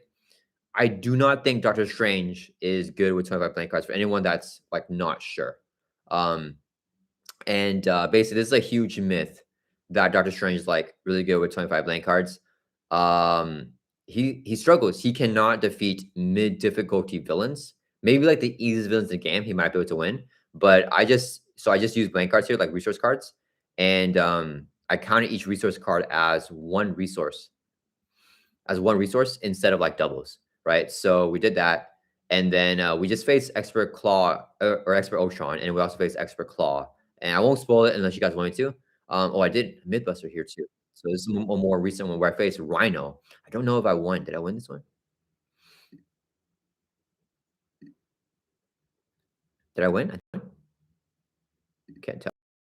Did I lose? Did I win? I don't know. I think I want to say we lost. Where are the comments? Where are the comments?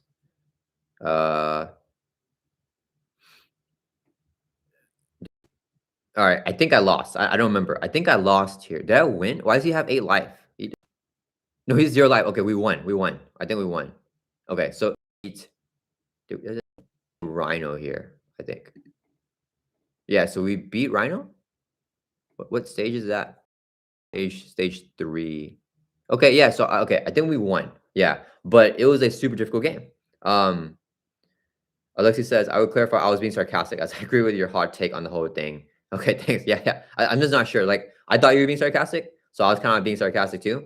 But I know that a lot of people like say that, and then do I have the things here from? Yeah. So like a lot of people thought this wasn't sarcasm, and a lot of people said, "Oh, it was always sarcasm." But then when I talk with a lot of beginner players and new players, so basically, okay, there's a myth in the community that Doctor Strange can beat every single scenario on expert mode with 25 blank cards. I mean, it's basically not having cards in your deck. It's like a huge thing. People repeat that all throughout the years, like ever since Strange came out. Even with newer scenarios with like Ronin, Venom Gone, people were still saying stuff like that. And new players that don't want to actually do it were like, oh, okay, Strange is so strong then. Like, I totally agree. That makes sense. Like, all these people, a lot of these people are actually like very experienced veteran players that have been in the community for a very long time. And people said that, oh yeah, he's so good. He can do that. And a lot of people said that. Well, there is no video of him doing that. There's actually other people that did this as well, and I did it myself. And I mean to say, like, feel free to show me a video if you think that I'm wrong. But Doctor Strange cannot defeat Expert Claw with 25 blank cards. 0% chance. Like, this is not going to happen. So if you think you can do it, go ahead and do it. But record the video so that we can see it, because, like, a lot of times when people don't record videos, there might be like mistakes and stuff like that. Like I know a lot of people would play a game, and then when they record it, myself included, I'd be, oh crap, I made all these mistakes and I missed all these things. But Doctor Strange, in my opinion, is not being able to defeat a mid-tier villain with 25 blank cards, at least on expert mode, right? Maybe on standard, but on expert, there is no shot of him doing that. And I played the games here showing you guys. So yeah, and there's other people that have done it as well, and they've also lost. So if it's recorded playthrough, it's different than saying that you're able to do it. And I read these comments here. Like, people are saying, like, this is someone that were speaking to me directly. They said there are plenty of people who have beaten Venom Goblin with Strange and 25 blanks. I don't know. I don't think that's possible. Between its invocation and its own 15 cards, you very rarely need to use basic or aspect cards. You could run the double resource cards and 22 blanks, and Strange would still be a powerful hero. That's not true. He would be weaker than Hulk. I think Hulk, with a built-out deck, with a fully built-out deck, is stronger than Strange with 25 blank cards, right? Strange with 25 blanks becomes one of the weakest heroes in the game, if not the weakest hero. Like, he's one of the strongest heroes if you fully build him out. But if you are comparing to other heroes that have like a fully built out deck, like, Strange is not there. And I got a lot of flack from a lot of people for this. But I think a lot of people are coming around now that this is just a myth. And then even when I made this video, like the first one, everyone's saying no one thinks that. Like, no one thinks that Doctor Strange can beat everyone with 25 blanks. Like, everyone was commenting that on me on that video. And I was like, what are you talking about? So this is like a follow-up here showing that, look at all the people that said that. Like, a lot of people said that. So Metaverse says, I try to avoid the negative and filter the good feedback when it comes to deck building. I love getting people's thoughts and suggestions. Are you saying Doctor Strange can? I argue that Captain Marvel can do it too. Look, if you show me a playthrough of anyone doing it, I will watch it for sure, and I will let you know if and I, like, if there's mistakes, there may be mistakes. So then I'll like comment on mistakes, but I will 100% rescind everything I said here and say that I was entirely wrong. If you show me a playthrough doing that, but I need to see I need proof for that, because it's one of those things that I don't believe unless I see. But I'm totally open to believing it. I can't do it myself, right? I've tried. So because I've tried and I can't do it, I have to go with the boat of it's not possible. But if someone else can do it, and I didn't come close, is the thing, right? So I'm saying if Doctor Strange can beat Expert Claw with 25 blanks, then I'll be wrong. But I think he can do some standard scenarios for sure. I think Expert is a different type of thing, though. So yeah, sorry for that tangent, guys, for people that aren't interested in this conversation right here. But let's hop back over to our thing over here. And Miss Marvel, okay, we gotta do. Okay, Manafer says, well, to a crossover, I'll send you a list. Okay, but wait, a list of 25 links. But yeah, let's do a poll here, guys. I don't know what's the best way to play Miss Marvel. I don't know, guys. Let me see. How do I do a poll here? Start a poll. Okay, best aspect. I think it's got to be either aggression or justice, right? But like, for me, nothing has really clicked for Miss Marvel. I'm just not that big on her, so I'm gonna defer you guys on this, because you guys know me. I'm not the biggest fan of Miss Marvel, so I feel like my opinion is not really gonna be good here, because I just don't really vibe with her mechanics as much. I don't think I've ever played a game of her that I've really enjoyed. So let me know what you think her best aspect is, and I'll go whatever chat says, and then let me know some deck lists too. And I'll look up deck lists for that aspect as well. Manafer says, I like aggression and protection with Miss Marvel. Oh, protect. Yeah, you guys. So for my first game with her, my channel members actually voted for me to play protection, which I was shocked by, because with the big and string, I feel like it's got to be like attack or Thor events, right? So what is the synergy with protection for you that you really like with her? Alexi says, I don't play her a lot, but Just has been fun. Yeah, I've heard Just is very good with her. I just feel like it's just playing Thor events and buffing them up, right? Like, I don't know if there's anything super special about that. Okamiko says, in my opinion, Miss Marvel's best aspect is justice. Okay. Yeah, I think justice is winning the poll right now. So we'll probably put justice, because a lot of you guys are saying that as well. She can abuse Shrink with cards like 3 steps ahead and multitasking. Yeah, true, true, true. Oh, yeah, yeah, multitasking, those multi-hit Thor events, I think are very good with her. One big and turn the tide. Yeah. Yeah, we have, yeah, it's Justice is just winning this poll. So I'll put Justice here. And if you guys, if the poll somehow like sways, then I'll change that. But I think Justice, you guys are voting for that here. Medio says Mrs. Draw infinitely. Is that for leadership? Okamiko says she also shines in pure red decks. 50 cards, no basics with no quarters.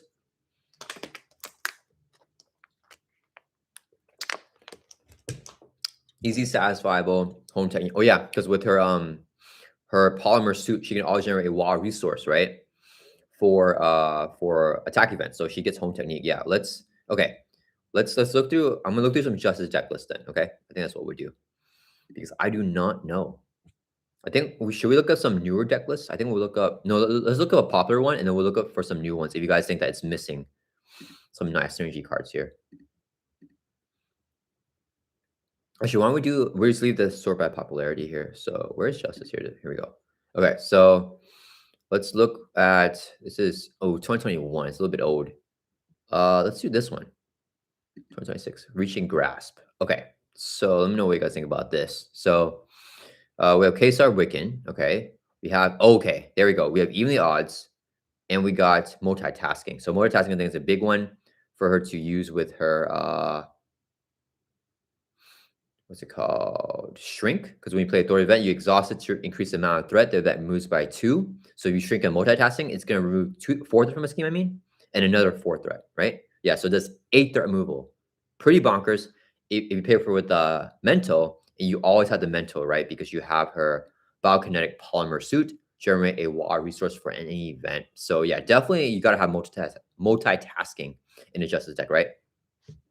For Miss Marvel, if we're going with Justice for the best way to play her. Ryu, welcome to the chat. I voted aggression, but I'm totally fine with Justice winning. Yeah, I think I thought aggression and Justice Manafort. If you're seeing this right now, let me know what the protection synergy is, because I know whenever I did my first game with her and the channel members voted for protection, I didn't know what exactly they wanted me to play. But it seemed like a lot of people do like protection Miss Marvel, so I want to know what's the protection like synergy with Miss Marvel. Mice and Addict, welcome to chat, dude. Pampa, hello, Web-Warrior Fanatic. Happy Monday. Happy Monday, dude. Welcome to the chat. Kelvin Carter says, what's up, Web-Warrior? It's awesome to catch you on here. Dude, welcome as well. Man, everyone's jumping in right now. I'm glad to have you guys all here. Medio Hambre. Vigilante training is so good with Amir, the best uncle. Let me take a look at that. But basically what we're doing here, guys, if you guys are just joining, is we are here. It's in the description of the video. And we're going over the my favorite aspect and deck list for every single hero, or aka the best aspect and best deck list. And for the deck list, we're looking for a good balance of everything. So we want to be good for true solo and multiplayer, and we want a strong deck list, but not just pure power. We wanted to have good synergy with the hero, right? So it's like leadership out recursion, but it has no synergy with the hero and it works better with other heroes, then we won't pick that deck list, right? But if this hero specifically is very good with the recursion, then we'll still put it on, right? So we want synergy as well, in addition to the power of the deck list. So we already have Spider-Man, Captain Marvel, all the core heroes are all done here with She-Hulk and Pool.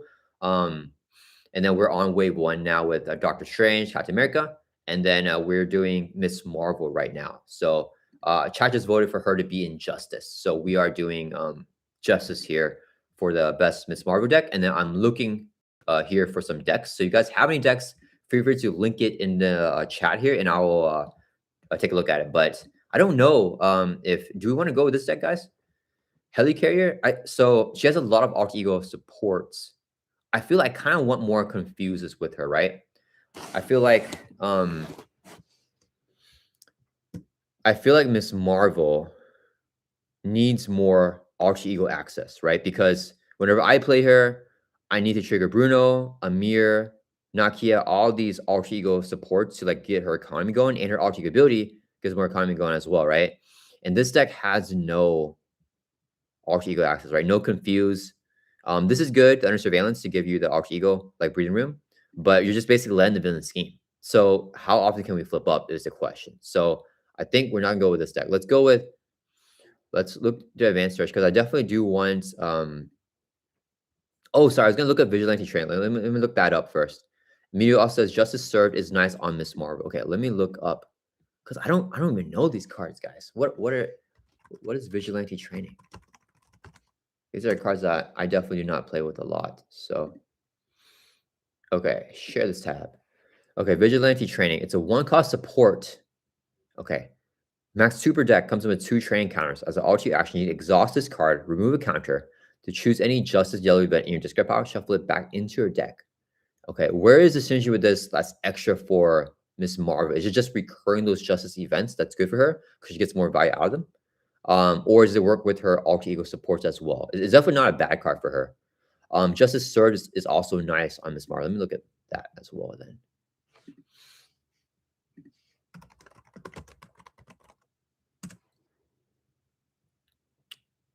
Okay. We got Justice Served here. So 1-cost upgrade. Play under any player's control. Here response. After you thwart and remove the last card from a scheme, discard to ready. Oh, okay. So you get that ready. That's nice. I do feel I'm exhausted a lot with Miss Marvel and then her hero ability. So I think this is a really good call out for Miss Marvel for sure. I see more synergy with this than Vigilante Training. I think that's a good shout out for her. Oh, Comico says if you use Vigilante Training, then cards recurred with Amir can appear faster due to a shuffle. Oh, I see what you're saying because you put the bottom of your deck and then you shuffle it, so you may see it a little bit earlier. True, yeah. I think that's definitely some good synergy there. Yeah, good shout out there. Okay, so let's hop back over here. We want to find decks with this. So let's do, is there any deck with Justice Served and Vigilante Training? And what's the other card with Miles on there? Multitasking. I want some sort of confuse. Like I feel like Dazzler. Superpower. Yeah, let's just do that for now, and we'll see if there's any decks. Okay, we got 4 decks. Do anything have Dazzler? Because I need to confuse here to flip down. None of them have Dazzler. Okay. Let's take that out. At least Professor X, right? Come on. I mean, Miss Marvel is now a mutant, right, in the comics? Oh, come on, no Professor X. I don't know, guys. I need something. I need confusion with Miss Marvel because we're not flipping down, especially in True Solo. We don't have confusion. There's no allies here. Is there any confused? No, I don't think we have any confused here. Just what if? Oh, this is Terrax's deck. Let's check this out. Oh, okay. Oh, this is interesting. Shoot, and I think it's the mag too. We got global logistics. So this deck has everything that you guys are shouting out. But it hits some stuff that I like. So I like the 50 cards actually with Miss Marvel because she's milling so much with Teen Spirit, her alter action. So I like that. It has vigilante training that you guys are talking about. It has Justice Sir that you guys are talking about. It has multitasking that you guys shouted out, and it gives me the alter ego access with global logistics here that we can recur with. Where's Amir Khan? So yeah, I'm a fan of this one. I'm gonna put this as the best way to play Ms. Marvel. I might actually play this deck here actually, but to maybe I'll have Miss Marvel playing this deck. But yeah, I think this is a good deck, guys. Like didn't see. So I think that this is a pretty cool deck for Miss Marvel. Let me know what you guys are thinking about this. I think this is it. This is pretty nice. Like it has kind of everything we wanted, and I think Shoot's good with her because yeah, there's no confuses, but we have the what you call it, the global logistics, which is like a pseudo confuse, right? Because we can manipulate the encounter deck to know that we're not getting an advance. We can play as an alter ego as well, right? If we can somehow draw this up with all of our stuff here. So yeah, it's gonna be pretty nice. Yeah, let me take a look at the deck list. Yeah, I like the counter intelligence as well to help prevent some threat, do some threat mitigation. Works in multiplayer. We have 2 copies of Skilled Investigator, so we can pass one around someone else as well. So I feel that's pretty cool. Medio says that combo is what I used when I did my every villain at standard 2 expert 2. Oh, interesting. Do you have a deck list for me? I would I'll put it in my list here for the Google Doc if you have a deck list to share with me. But yeah, let me know. Someone else said a aggression deck with 50 cards. Do you guys have a link for me? Let's go back. Let's go back and we'll do XD cards and then we'll do aggression here. And we're looking for hone technique.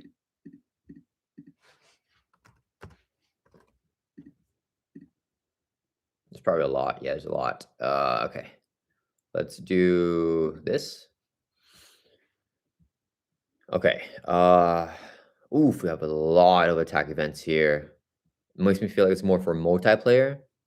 I don't know. I'm the biggest fan of this list.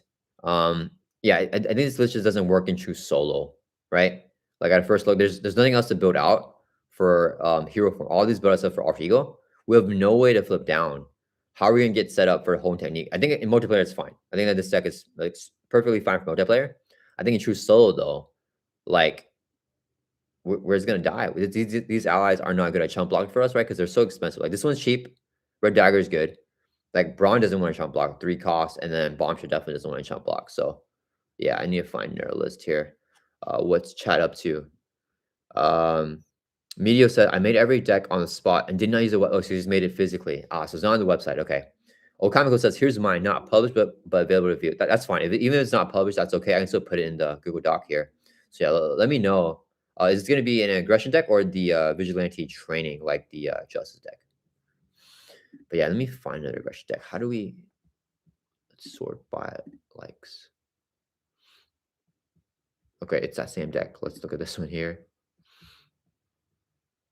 Team building. Oh, you guys are not a fan of that card. Where are we team building for? Are we team building for champions? Yeah, champions. So we have 6 targets basically for team building. That's it. Like, yeah, people love team building, guys. Why? I just we have 2 copies of it for 6 targets in the deck, right? Am I tripping? Like, I'm not a fan of team building. Like, I would much prefer like a helicarrier. Like just so much more versatility. There's only hero action as well. Yeah, let's try to find our deck here. Let's see. Alexi's leaving. Okay, I gotta run catch you later. Yeah, dude. Have a good rest of your day. I'm glad you're off work. Yeah, just yeah, and feel free to join later. Yeah. Let me see here. Here's my not published. Amito says, according to my notepad, Ms. Marvel Justice was used against Red Skull Standard 2 Expert 2. Oh, cool. Nice. That's a tough one. Oh, Comic I don't see your chat. I have the settings set here to live chat. So if you can, or maybe you didn't post it yet, but I don't see it yet. So I think we'll move on from Miss Marvel. But if you have a link, just let me know. Oh, this might be what someone's talking about with the 50 cards here. So, okay. Ooh, I'm liking this. We got Psylocke. She's a mutant. So we're hunting with Miss Marvel, who's like a mutant now. So with this, we don't need the Helicarrier and stuff, right? Because we have some alter ego things. So like, I think it's not necessary to have like all the supports here. Hall of Heroes is really good because we're accessing our alter ego and we draw from that. And then the alter ego action is of course really good for Miss Marvel. We have like some blockers too, right? We can have Angela block for us. Red Dagger is also a good blocker. Locust. Oh, White Fox is a fun one as well. No, I can't see it, dude. Yeah, sorry, it's not linking. Live chat. Yeah. I already said it's a live chat, so there must be like I don't know, maybe it's like spam or something like that. But I know other people linked stuff earlier, so I'm not sure why this one isn't working. I can't look it up because it's not published, right? So that's okay. You can just maybe comment later or something like that, and I'll add it to the Google Doc. So yeah, I'll make sure I get it there. But let me add this aggression list to the list here. Good shout out here. So an aggression list. All right, we have 3 heroes left, guys. We're almost done. Okay. So, ooh, Black Widow is another tough one. Let me do a poll for you guys. So you guys did vote for Justice here for Miss Marvel. Okay. Best aspect for Black Widow. I think Nelson told me he thinks protection is really good. Personally, I haven't vibed with any aspect for Black Widow, so I don't know. I'm not a big Black Widow fan at all here. So you guys gotta, I'm gonna defer you guys again, just like with Miss Marvel. Okay, so I started the poll now. You guys can let me know. Yeah, Black Widow. I don't know. Best way to play Black Widow. I don't know, guys. Like, let's go over here. Let's look up her more popular decks. So we're looking up Black Widow here. I feel like protection, right? Like, or justice. Yeah, it's protection or justice. So why don't we do her most liked deck here. Let's see what happens. Playing poker. Okay, so what do we got going on? So it's like a big alter ego deck, right? Because we got the foils here with the B cost, which works in alter ego. I like that. And then this deck looks kind of, it's pretty old, right? No, it has Agent Shield, so it's a pretty new deck. Agent Shield, oh no, Thor slash, okay, so it's a reprint of Agent Shield, so it is an old deck here. Kurt says, I appreciate you doing this. I definitely plan to try decks I haven't played yet. Yeah, dude. Thank you so much for the idea. I think this is a fun idea to do. I'm not sure though with the stream. I feel like not a lot of people are chatting for this type of video though, but I'm down to do at least one more and we'll see what happens. But I feel with the other streams, I get more engagement from you guys because I don't really know, like when you guys don't chat, I don't really have anything to do here because I don't really know, like it's kind of just a video that I make myself. If chat doesn't chat, because like I like doing these because I like hearing y'all's input and then I'm getting some ideas and building off of that. And I don't want to just like have the stream where it's like just me talking. So we'll see what happens. I'll definitely do at least one more and we'll see how it goes. But I feel like this type of live stream isn't a lot of people are just kind of maybe watching me like talk about it. But for some of these like Black Widow, I really don't know like what's the best way to play her. So like I need y'all's input on this because for the heroes that I like, I can talk about like, you know, but for like a hero like Black Widow, I just don't know. You guys are tied with the votes here. 50% protection, 50% justice. So I don't know. Let me see here. No one voted for any other aspect for her. So let me think. I'm not a big fan of espionage. Like we have to trigger surge. Yeah, I don't know. I think this deck is fine. I think we can get a newer deck though, because there's so much shoot stuff here. We can definitely get a more like glow logistics type of deck here. So let's look through popularity. And then, because Nelson said, actually, we can find Nelson's deck too. I don't know if he posted it. I know Nelson's a big fan of Ready for a Fight, I think. I don't remember. I think Ready for a Fight is good with her though, because it's a prep and everything. You know what? Let's do protection. If you guys are tied up here, I'll look up protection. Because I think that is and we'll look up Ready for a Fight.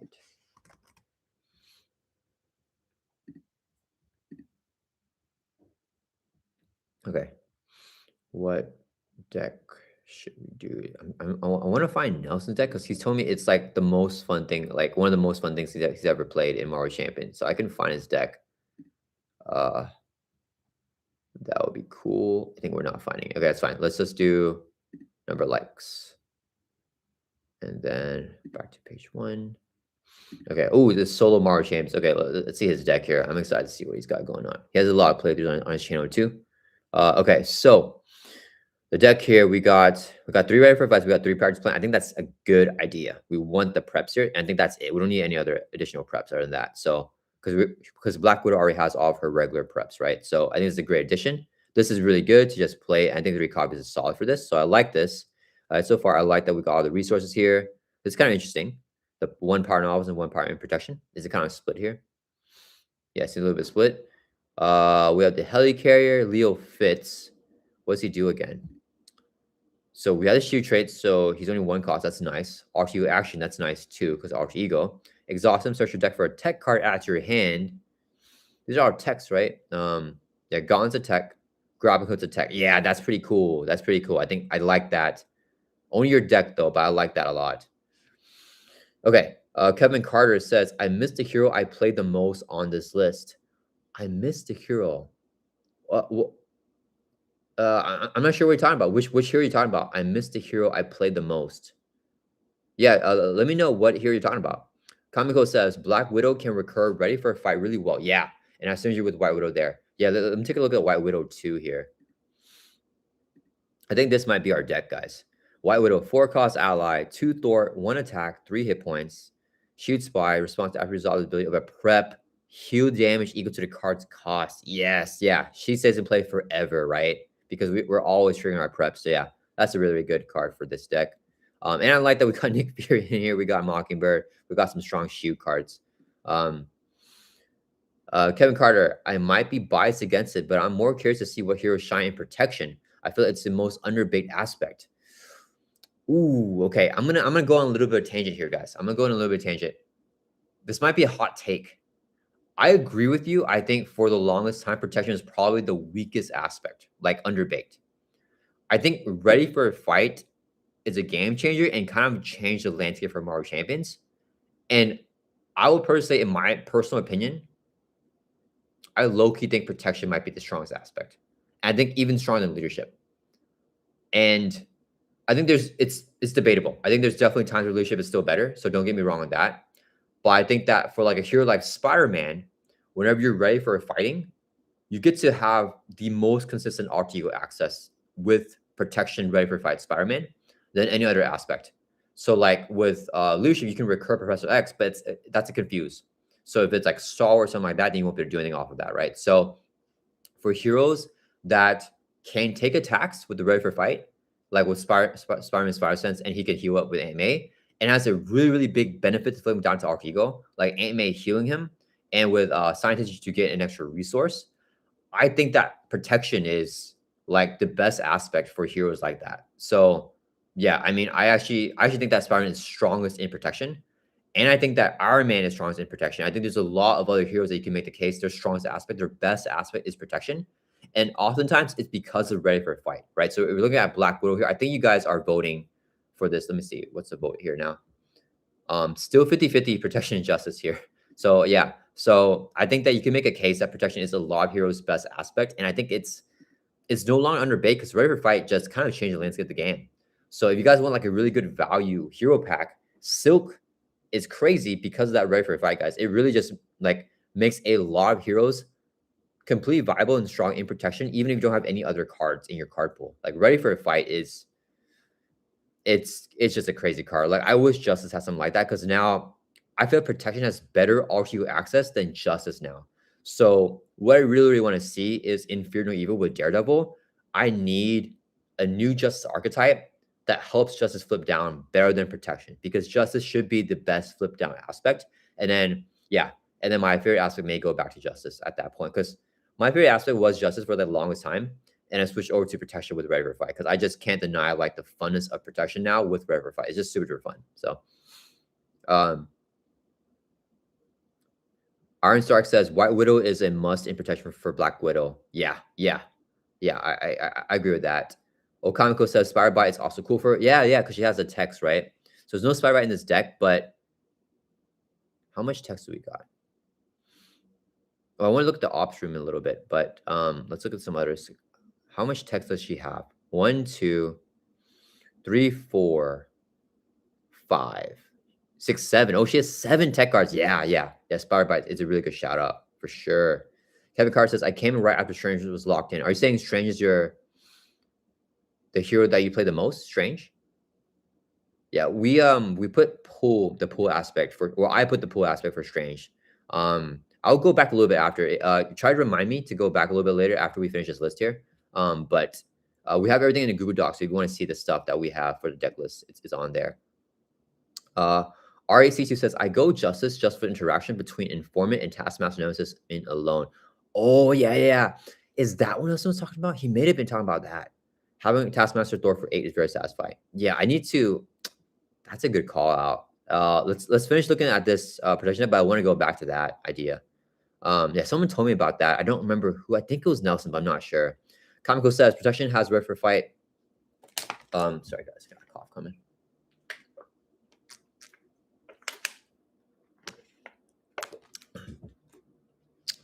Protection has red for fight. Repurpose leaving below what doesn't kill me. Yeah. At this point, I say aggression is the most underpaid. I agree with that. Yeah, I think right now, at this point in time, aggression. Justice kind of though. Justice kind of. No, I would say justice. I would say justice actually. Yeah, let me finish reading your chat. Is the most underbaked in that it mostly does only damage and has a few cool tools to play with that aren't about damage. I agree with you though that I think it's still all about damage. I think Psylocke is just like a key card for aggression because she's like one of the best confused sources and better than like most things that even Justice has, which is insane. So that Psylocke ally is crazy. Aggression has home technique, which is owed and all about damage. But I think firepower is a really, really cool new addition to aggression and like that weapon archetype. Because I think firepower is the strongest ones of like that archetype with like mean swing and fusillade. I think firepower is the best one. So I actually really, really like that. And Shield got some really cool stuff with aggression with like new weapons with like the shoot Sarah and stuff. But it's only for shoot characters, so that's a little bit not fair. to say that that's for aggression. But I think aggression has gotten some stuff, and justice has just gotten nothing. So I'm just kind of sad for justice here. But yeah. RIC2 says, I agree that Black Widow with protection is very strong. Also with Red for fight, right? White Widow with purpose and inspired by. Yeah, agree. People, welcome. Change of Fortune is good with Black Widow too, with her ping damage and her hero ability. Sorry, Peter, I know you were here earlier, but you didn't chat for a while, so I said welcome again. But yeah, Change of Fortune is good with Black Widow too. Ping damage. Yeah, for sure. Yeah, she can ping off and kill villains. Yeah, that's a good shot. I think I played Change of Fortune with her. It's not in this deck here though, but I think that's a good shout out. Kevin Carter says, yep. Okay, for Strange, I think. Yeah. My Sinai. For Justice, I like using the new shield supports like Gemma Simmons and Leo Fitz alongside meditation to build up early and then use the supports as fuel for Homeland Intervention. Oh, cool. Homeland Intervention. Right, there's shoe cards, right? Like Gemma and Fitz. Yeah, because these are more early game, but you use it. Yeah, that's a good shout out there as well. That's very, very cool. Chico Rexia. I'm playing with Black Widow protection in the Agents of S.H.I.E.L.D. campaign right now. So fun. Nice. Yeah, that's what we're looking at right now, basically. The campaign, not so much, though. Yeah, my group doesn't really like the vulnerable mechanics. Really? I actually thought the vulnerable was one of the highlights of the campaign. I actually very much enjoyed that. I mean, I guess you need Suns and Confuses, so maybe you guys don't like playing with statuses as much. I also don't. I'm not the biggest fan of statuses, but I enjoyed that with like the Patrock scenario, like because it's like fun trying to get through like the aim island, and then you like stun a minion, they get discarded, and you get to like run away, right? It just feels very thematic. People says, thanks for welcome. I took a nap. Okay, gotcha. Yeah. Iron Stark says, agreed. Justice needs something new to get me hyped to play again. Yeah, earlier playing it was my most played aspect, and now I really play. Yeah, same. I think Justice used to be my most played, and now I find myself like when I play it, it's like more generic type of decks. Chico Rexia says, we go in blind, and since no one prepared with Sun Confused, we struggle. Gotcha. Yeah. You definitely need to build those Suns Confused, which is like a little bit annoying. Yeah. Some heroes have, but you're playing all heroes that don't have that baked in, then yeah, I can definitely see that. Yeah, I would recommend you guys try it again with more Suns and Confuses because it's a lot more fun that way. Yeah, and it's probably not a lot of fun without that. Okay, protection won the poll here. We finally got a tiebreaker, guys. 18 votes, so 56% voted for protection and 44 for justice. So we're gonna go with the 56% here. Black Widow's best aspect for protection, and I'm gonna put this deck right here from Solo Marvel because it has a lot of cool stuff that I like. Huge shots to Solo Marvel Champions here. And then protection. And I want to shout out another deck here, at least one other deck. Like I do want to shout out another protection deck from all the cool synergies that you guys were saying in the comments, and another justice deck too. Okay, let me look here. So, okay, shout out a justice deck. Who said this? Find this chat. My Sinai said with Gemma and Fitz and Homeland Intervention. Let me see if I can find a deck with that. So let's look that up. So justice, and we're gonna go with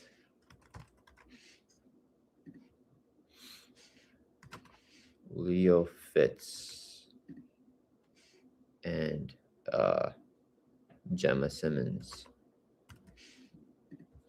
Let's see if we can find a deck with this.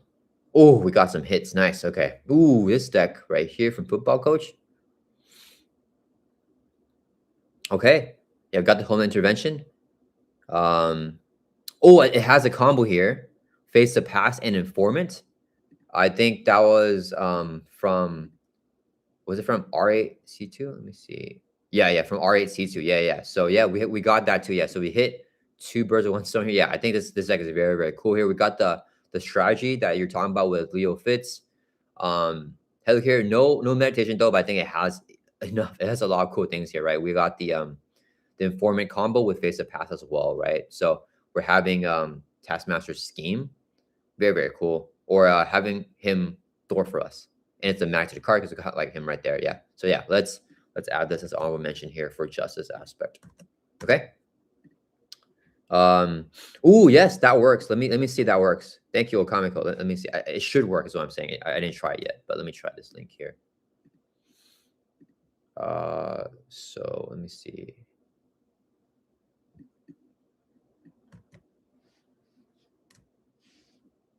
Yes, I got it. Okay. All right. So Miss Marvel caught red-handed here. Let me catch on chat real quick, and I'll take a look at this deck. Jack Bell, welcome to the chat, dude. Gonna have to abstain. Never play Black Widow. Don't think I'll be able to buy her now. Is she out of print? No, dude. I'm 100% sure that you can still buy her. I have like this new thing from YouTube. It's called like YouTube Shopping or something like that, and I'm able to put stuff for like an affiliate link, and you can check that somewhere. You can go to my actually I can show you guys real quick. And I saw her on there, so I don't know if she is on other things. Let me see here, but she's for sure gonna be on there at least, if not on other things. So let me share this tab. So this is a new thing. I just put this up. It's like a store. So right now we have like, so you go on my channel, there's a store here. You click on Dragon Shoot Sleeves or Marvel Champs, and then you can, if you buy stuff on here, it actually supports my channel too. So if you're interested in that, like here, Dragon Shoot Sleeves, you have like, you can buy 5 packs for $56, 10 for like 100 from Target. Yeah, if you purchase through this link, you actually can support the channel as well. If you guys are interested in getting more stuff, but yeah. So I'm pretty sure, yeah, Barnes and Noble right now, it's limited stock, but it was still in stock whenever I checked it. So I'm not sure. You should be able to find out other places as well. I'm not 100% sure, but if you can't, I know for a fact that's right here. So yeah, if you go to my channel in my shop, you guys can click straight in the link for Black Widow there, and it'll also help support the channel. But yeah, she still is in stock for now, but it says limited stock here, obviously. So maybe it's not gonna be for a very long time, but yeah, let me catch up here. So yeah, Jack Bell, let me know how that works. But if you can't get her there, you should be able to get her at least somewhere else. So Chico Rexia says, regarding Widow, I don't think anything can beat permanent ready for fight with the safe house. Yeah, safe house can get that back as well. Yeah, good shout out. Yeah, plus Leo Fitz, Widow is insane. Yeah. Yeah, and then Okamiko, I'm gonna check your deck out right after I catch up with chat here with the Miss Marvel deck.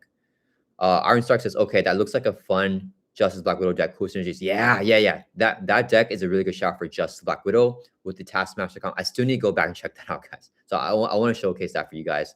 That Black Widow, the Taskmaster combo. Jack Bell says, does it ship to the UK? I am not sure if it ships to the UK. Let me see here. Sorry, I just clicked on the link. Let me see. So we're at Barnes and Noble here. No, okay. Sorry, dude. I'm sorry. It says I just checked it the other day and it was in stock. So I think it's out of stock now. Ah, man. Yeah, I think you have to pick up in store, I guess. It's first out of stock online. So maybe let me see if I can find on Amazon or something, because I could have sworn she's not like gone yet. But I don't know about the UK shipping though. Black Widow Martian. Sorry, dude. It is out of stock here.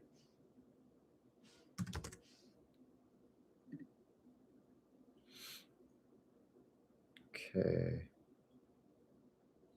It is loading. I'll pull it up whenever that loads, but yeah, let's hop back over to this Miss Marvel decklist as we're doing this. My internet's lagging now. Okay, so this Okamiko decklist. I'm gonna definitely put this in the thing, but 50 card decklist. And then we have Psylocke. Okay, perfect. We got Psylocke there. We got the Alter Ego stuff to flip down with Psylocke. And then, yeah, just hone technique. Tons of attack events, tons of damage. I think this works really good in multiplayer, right? Yeah. Yeah, so let me add this. Not a lot of resources, too. So this is really for multiplayer, right? But I'll add this here. So let's... We'll do, I think, multiplayer, right?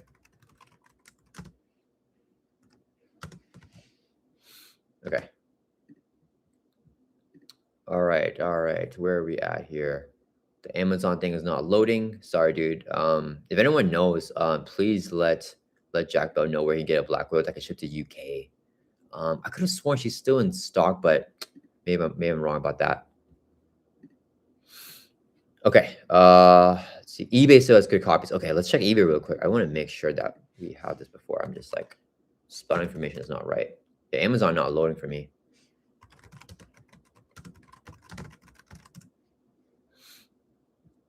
Yeah, here. Okay, yeah. So eBay, guys. Yeah, just check eBay stuff on eBay. So packs. Probably it was not in the United States. Maybe it is. I don't know. But yeah, you can definitely get it on eBay, and I think shipping won't be that crazy. Okay, so I'm lagging. I gotta stop opening these tabs, guys. These tabs here. Okay, let's close the tabs. All right. Let's close some tabs. All right. Okay, man, this stream is kind of went on for a little bit here. Where are we at with chat? Spooky, Tater Tot, welcome to the chat, dude. I don't think I've ever seen you in video comments or in a live stream before. Hey, big fan of your videos. Thank you. I appreciate that. Who's your favorite hero to run with the tech heavy deck? Personally, I love Rocket. It's gotta be Iron Man. I think Iron Man protection is super fun. We have a deck list here that I just shouted out here for Iron Man. So Mark 25 is my favorite list here. So yeah, I just love Energy Shield with Iron Man because it increases hand size because it's a tech upgrade. It's free to play. You can put it on the villain, put it on yourself, put it on an ally, and just buff your hand size by 3. But I think Rocket's also a very good shout out. And I think Rocket also works with Energy Shield here as well. But yeah, repurposed Rocket is also going to be a very, very good here. So raw version, man, so jarring to see so many hero packs available. Yeah. Let's see. In my country, 80% of hero packs. Yeah, I heard that. Yeah, I remember you told me that before. Yeah, I think just a lot of other countries, a lot of hero packs are gone. David, welcome to the chat. Glad to catch a live stream. I should be working technically, but I'm feeling lazy. Yeah, forget about work. Just hang on the live stream here, guys. Well, you can maybe work on like one screen and also do the just chill out here with our live stream. Chico Rexa says, Jack Bell, I have it in my country, Portugal. I think it does ship to UK. Yeah, I think the eBay stuff ships to UK. David says, would love to get protection aspect tips a video one day. Oh, cool. Yeah, that'd be a fun video idea. Yeah, I'll definitely keep that in mind for a future video idea. Protection tips. Okamiko says, it does have you'll pay for that for Thor for what it's worth and moment of triumph for survivability. Gotcha. Yeah. For the Miss Marvel deck. Wikipedia says, greetings. Welcome to the chat of Wikipedia. Okay. I want to try to finish this up real quick and because I do have to go to work in like 30-ish minutes. So let me go ahead and finish this list real quick here for you guys. So I'm going to go ahead and put for Thor, I think it's aggression for me. And for Hulk, it's going to be leadership. These are heroes that I played a lot. 2 heroes I really enjoy playing. So I'm going to put my favorite decks here. But you guys have any other decks, shout them out for me, guys, and I'll put them in the honorable mentions. But so for Thor aggression, let's see here. Going to, let me see. I'm looking for it right now. Okay, found it here. So, okay. So for Thor, it's going to be Thor, the God Human Collector. I love this build with Thor. I only found out how to play this because of Squared Off. But so I used to hate Thor, and I thought that Thor was like, not hate Thor in terms of like, I used to love Thor. He's one of my favorite heroes. But I hated how he played in Marvel Champions because he was too dependent on minions. So I did not enjoy that aspect to his kit. But with Ready for Squared Off, the new card that came in Magneto's Hero Pack, I tried with Thor and I really, really enjoyed Thor. So now I like Thor a lot more. And then since then, I tried him in every aspect. Sorry, guys, I can't speak anymore. The live stream is going too long. Since then, I tried him in every single aspect, and I enjoy him like every aspect now. And I think that playing him with Squared Off just helped me get better at playing Thor. And the reason I didn't like him before is because I just sucked with Thor and didn't understand how his kit worked. But now that I played with Squared Off, I feel like I better understand the character, and I just love him in every single aspect. And I think aggression, I just went back to aggression. It's my favorite one now. Okanko says, Thor aggression really got improved by spoiling for a fight alone. True, I don't still personally prefer spoiling fight with Thor, though. Aggressive conditioning also isn't half bad. Yeah, for sure. Mito says, I either use Thor's draw ability and build up, or use Thor as a punching bag. What's that mean as a punching bag? Like, oh, as a tank, right? Yeah. Thor leadership is a ton of fun. Yeah. With aerial focus, interesting. I've never tried that with aerial focus. I don't know if I would like that because I'm not a big fan of the aerial cards. But let me explain this deck here for you guys. So basically, it's just your typical Thor deck. But we got Bellerophon in here because Thor, whenever he's built out, has actually one of the best economies in the entire game, which is pretty insane. So we have Heimdall here as well, who I played multiple times with this deck because we got the Asgard synergy here with Bifrost. So we have a ton of Asgard cards that we can tutor, from the deck and just play by paying its cost. So yeah, Heimdall's ability to scry lets us flip down. And then we can tutor Mjolnir with our Artigo ability. We have the Bringets here. We just want to farm a bunch of minions. So that's what this deck here is all about. And I just love leaning into that the Asgard theme as well. And playing Bellerophon is always a ton of blast, a ton of fun. And being able to AoE kill all the minions there with piercing in the hit makes it worth it to use Angela to summon all those minions against you, and you just swarm the board, bunch of minions, you collect all of them, and you kill them all with the Bellerophon or with your lightning strike. But Bellerophon is just super consistent because you can just play it on. And Angela is just one of the best allies for Thor. She's Asgard, so you can Bifrost her, but whenever you play her, you can not tutor, but you can find a minion from the top 10 cards of the encounter deck and just put it straight into play. So Angel is just a super good ally for Thor. Being able to tutor that out on demand with the Bifrost, very, very good. So yeah, I just love, the main reason why I picked aggression over the other aspects is because of Angela, Heimdall with Bifrost, like these two allies with Bifrost, and also the Bellerophon. I just feel like that's super fun, and obviously Bringets, right? So there's also a lot of aggression Asgard allies, right? Valkyrie, Throg, yeah. So just love getting those Asgard allies out with the Bifrost and then going with that, and a bunch of research generators here because we just want to get super built out. So yeah, that's Thor here, guys. So I'm gonna put this deck here for my favorite Thor deck. So shout out a leadership Thor deck here, guys, because I think squared off, and we got shout out a protection one too, guys. I mean, not protection, a justice one, because justice Thor is now super duper fun too. Let me see. If you guys have any links, just let me know down in chat.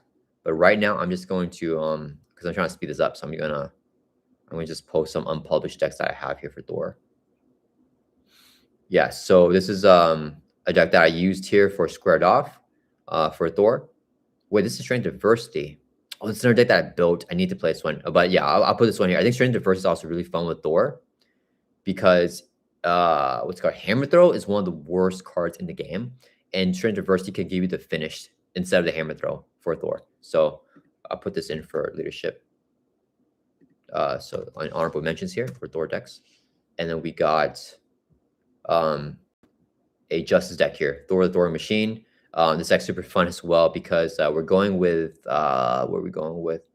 We're going with Face of Past to get Loki, and then we can clear off Show of Empathy to make Loki your friend. I think I want to say every time I play this deck, I have Show of Empathy to Loki, like every single time. So he becomes your ally, which is really fun. And Infiltration is that new card that works so well with Thor. It's just such a great card. So yeah, let's add this here to the list. Ritzy Rio says, "Oh, welcome to the chat, Ritzy. Oh no, I missed the She-Hulk section. My purpose is gone. I don't know if it's a good Mr. Web-Warrior fan. Okay, let's go back. I can go back a little bit here in a little bit for She-Hulk.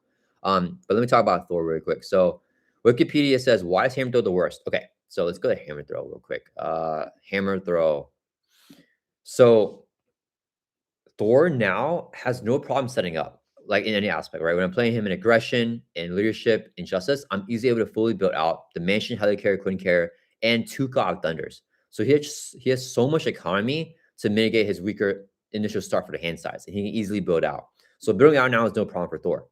Once you're built out, you need to finish off the games. And Thor has a huge problem finishing him out because his damage is not that good. His main big damage is going to be with the hammer throws. So with the hammer throws here, it's a 3-cost event, deals 8 damage to enemy. But in order to play, you must exhaust Mjolnir, which is fine. I think that's thematic and fun. But you have to return Mjolnir to your hand to attack against Overkill.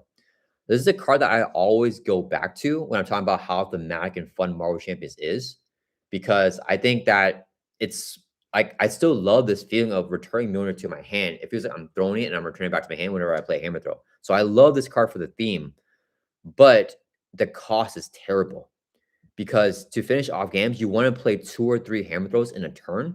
You guys have probably seen me play, 3, 4 swing web kicks in 1 turn, stuff like that, to like blow up the villain because you're fully built out and you need to get your damage and blow up the villain. Because when you're built out, the villain's still accelerating, and if you don't finish them off in time, they'll still kill you even though you're built out.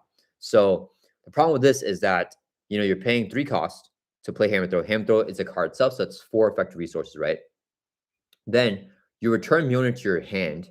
So you get +1, to your hand size. So like let's put it back to 3. But then you have to spend a resource to play Mjolnir back down again.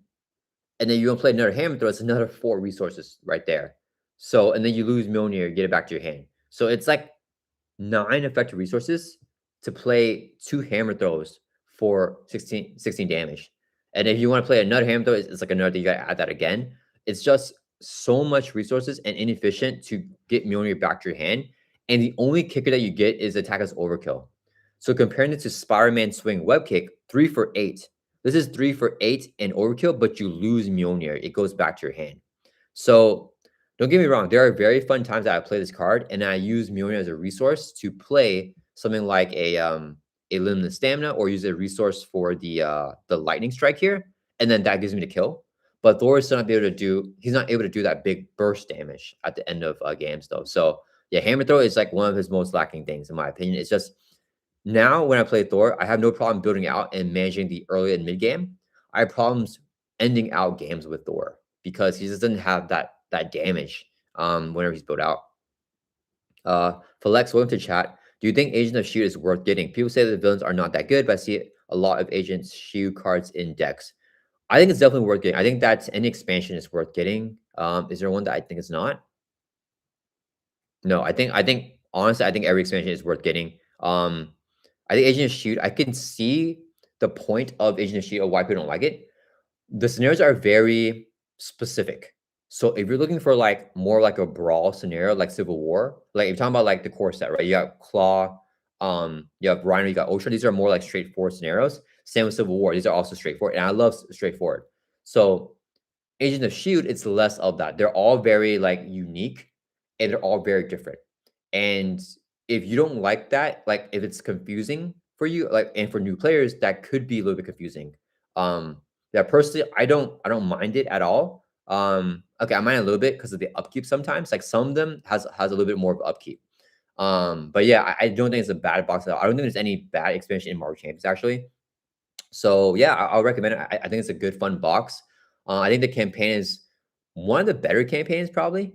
There's a lot of campaigns that are really bad. Like campaigns is one of the weakest parts of Marvel Champions. So I think Agents of Shield actually has one of the better ones if you're interested in the campaign. Um, the heroes, Maria Hill, I still enjoy a lot. I think she's very fun. She's very unique to the game. Nick Fury, I like a little bit less, but I know a lot of people love Nick Fury. So that's kind of on that, and the aspect cards are like good. So yeah, I think it's definitely worth it if you have the means for it. It's not one of my favorite expansions though. It's not like one of the best ones. But I don't think it's bad by any means.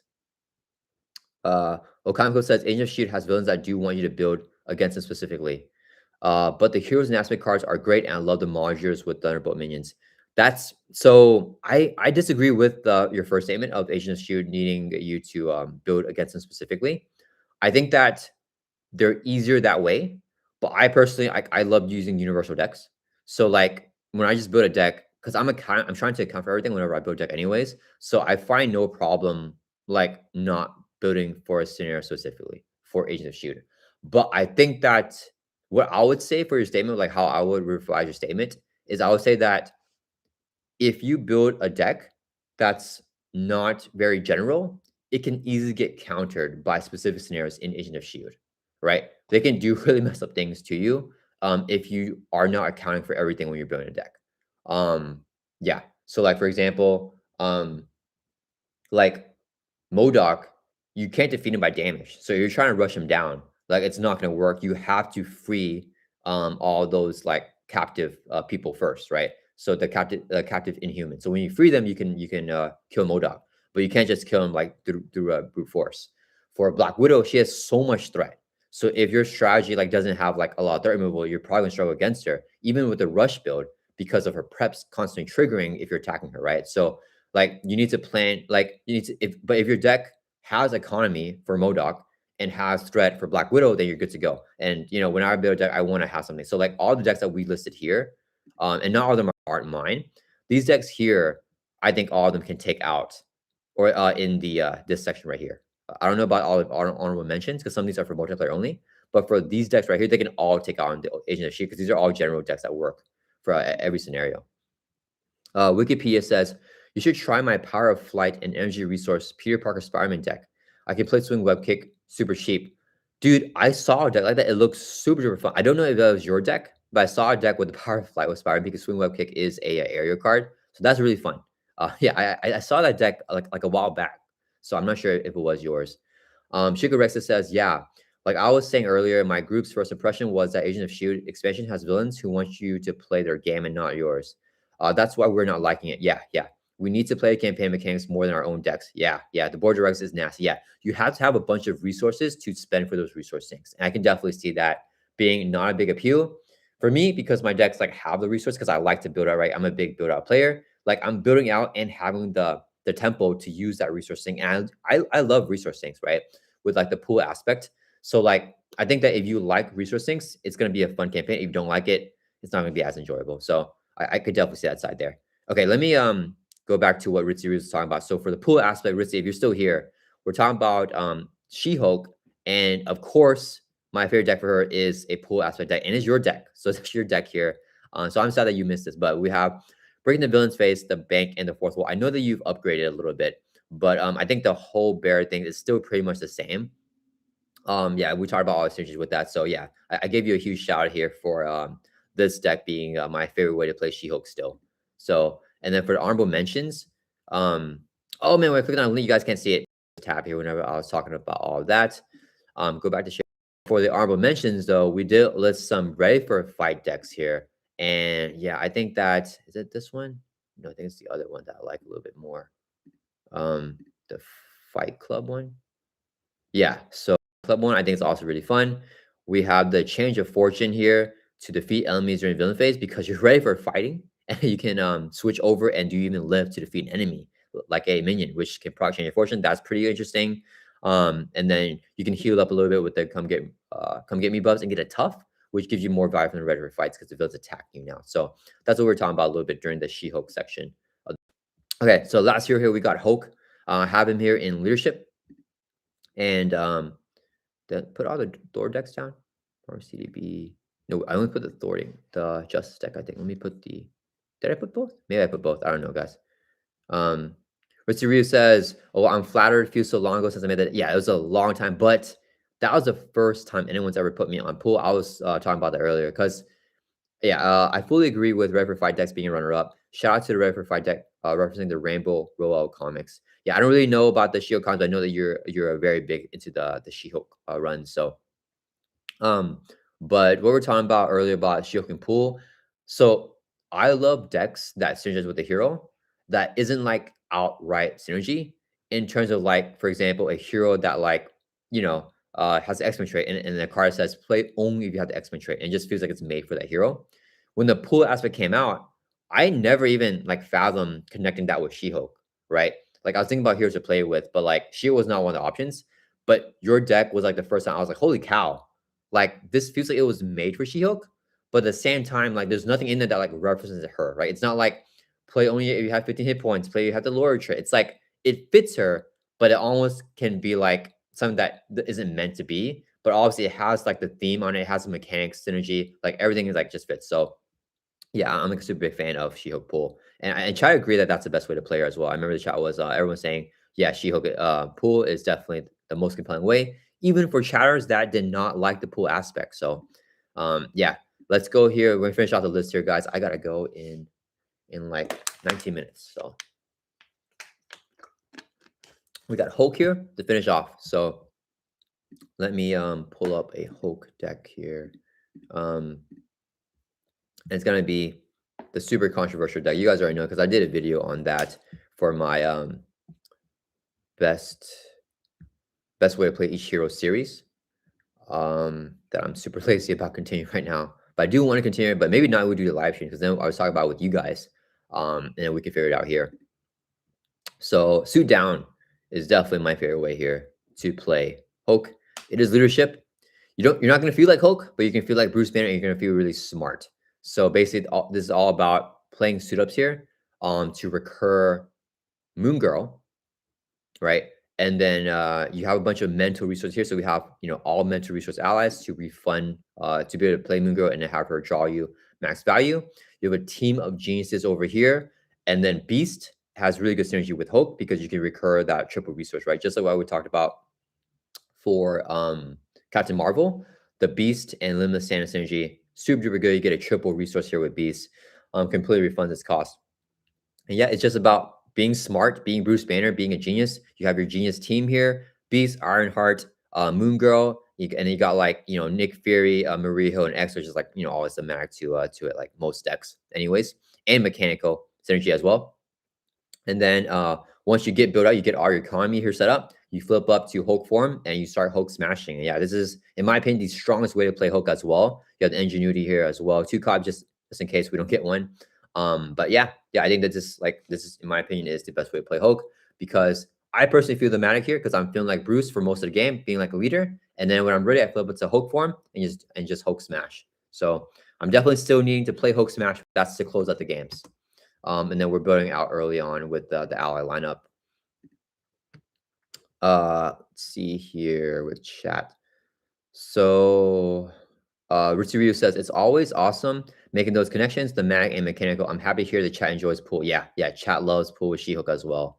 Wikipedia says it probably was my power of Flight Spider-Man deck. Nice. I also did a really powerful firepower post-grenade domino deck that can hit 20 plus damage consistently. That sounds interesting as well.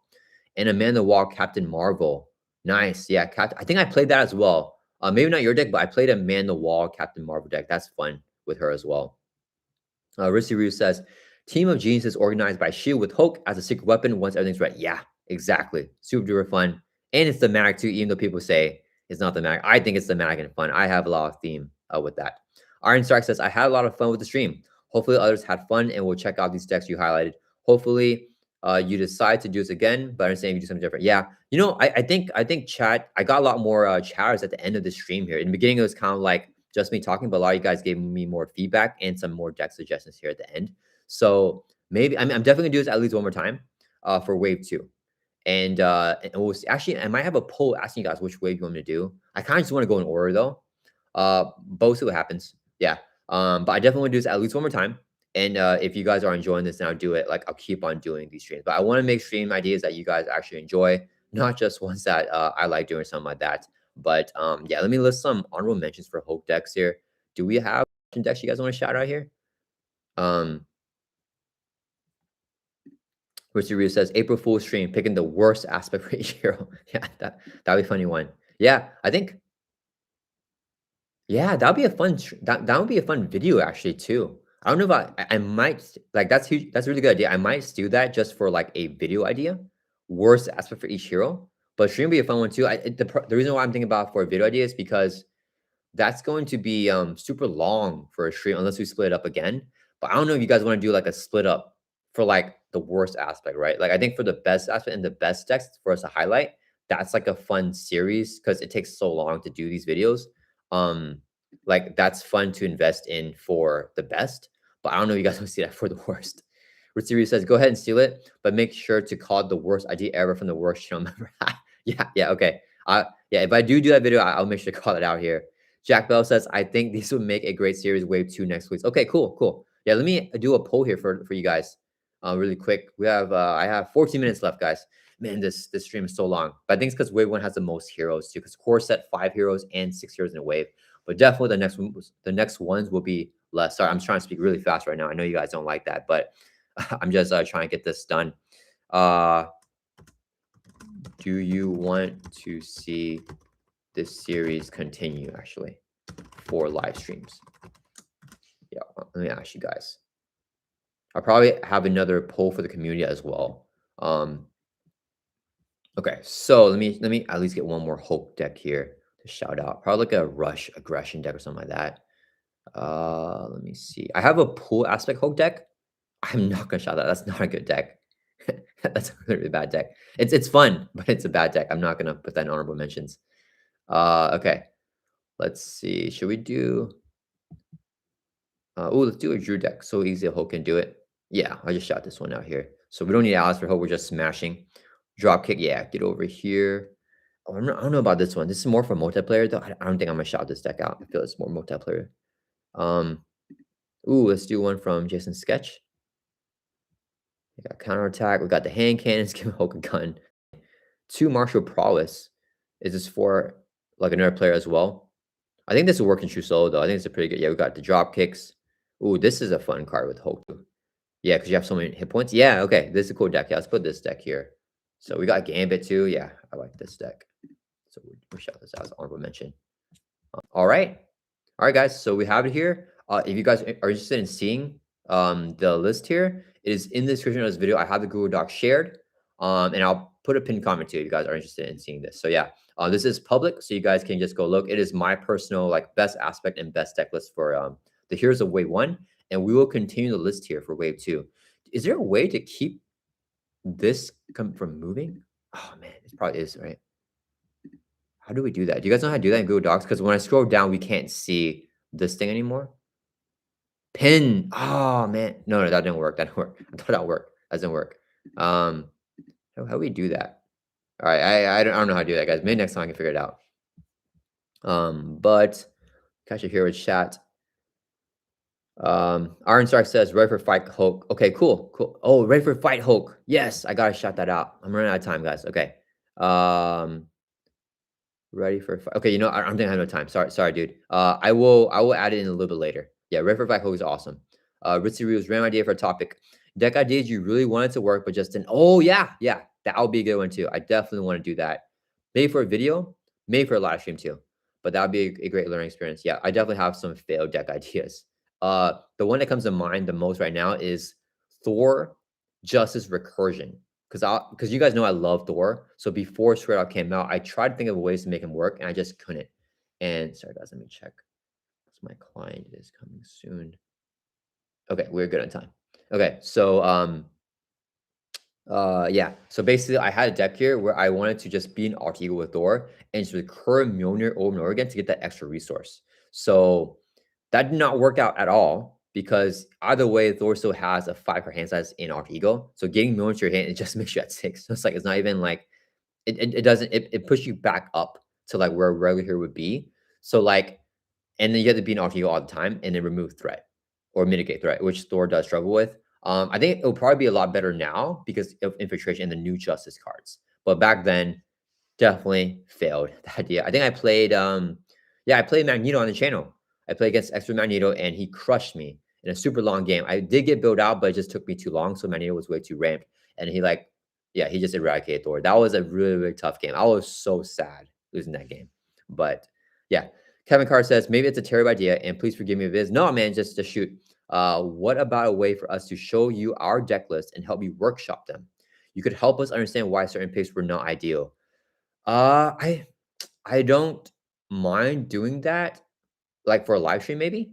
The problem is that's for my channel members and for my Patreons. I have a custom deck build request where for that membership tier, you can submit deck lists or have me create a deck list for you, right? So if you submit deck list, I can help you fix your deck list, and people have done that before. So I don't know how to think about that because it'll feel like I'm taking that away from channel members. Like it's like a perk for them, and if I do it like for people that aren't channel members, I'll kind of feel bad for doing that, right? I kind of want to save that for channel members, so I'm not sure about that. But I'll give some thoughts to see if there's a way to do that a little bit more fair, like if it's on a stream or something like that. But yeah, that's definitely not a bad idea. I'm just not sure if I could do that. Risty Ryu says, on that Thor Justice deck you mentioned, that classic realization of, wait a second, I'm just playing a worse version of another hero. Yes. I know you told me this too for She-Hulk. Like a lot of She-Hulk decks are just a worser version of another hero because of the economy. So yeah, that feeling is not good. Like that's kind of why we did these decks here. Like a lot of the decks that you guys even shouted out, I think are good decks, but I don't want to play a worser version for another hero. And you know, a lot of people would make the argument that this Hulk deck here is a worse version of like the Spider-Man one, but I don't even think it is. I don't think it is because there's some different synergies here with the Hulk deck here. We have Beast with the triple resource. Like Spider-Man is not being able to recur Beast to get a triple in his hand, and Hulk is the only one that can do that with suiting up for Moon Girl. And he's got the extra theme of the Genius lineup, Unleashing Hulk. Yeah, Spider-Man doesn't have that thing. He's just kind of like geniuses, you know? So I think that it's a little bit different. Like, yeah, there are stronger decks than this Hulk deck with a similar strategy. But I think that this Hulk deck is kind of like the only one that does this type of way with like that type of theme. So I want to just get a deck that another hero does better. We kind of want something that can synergize with the hero specifically as well.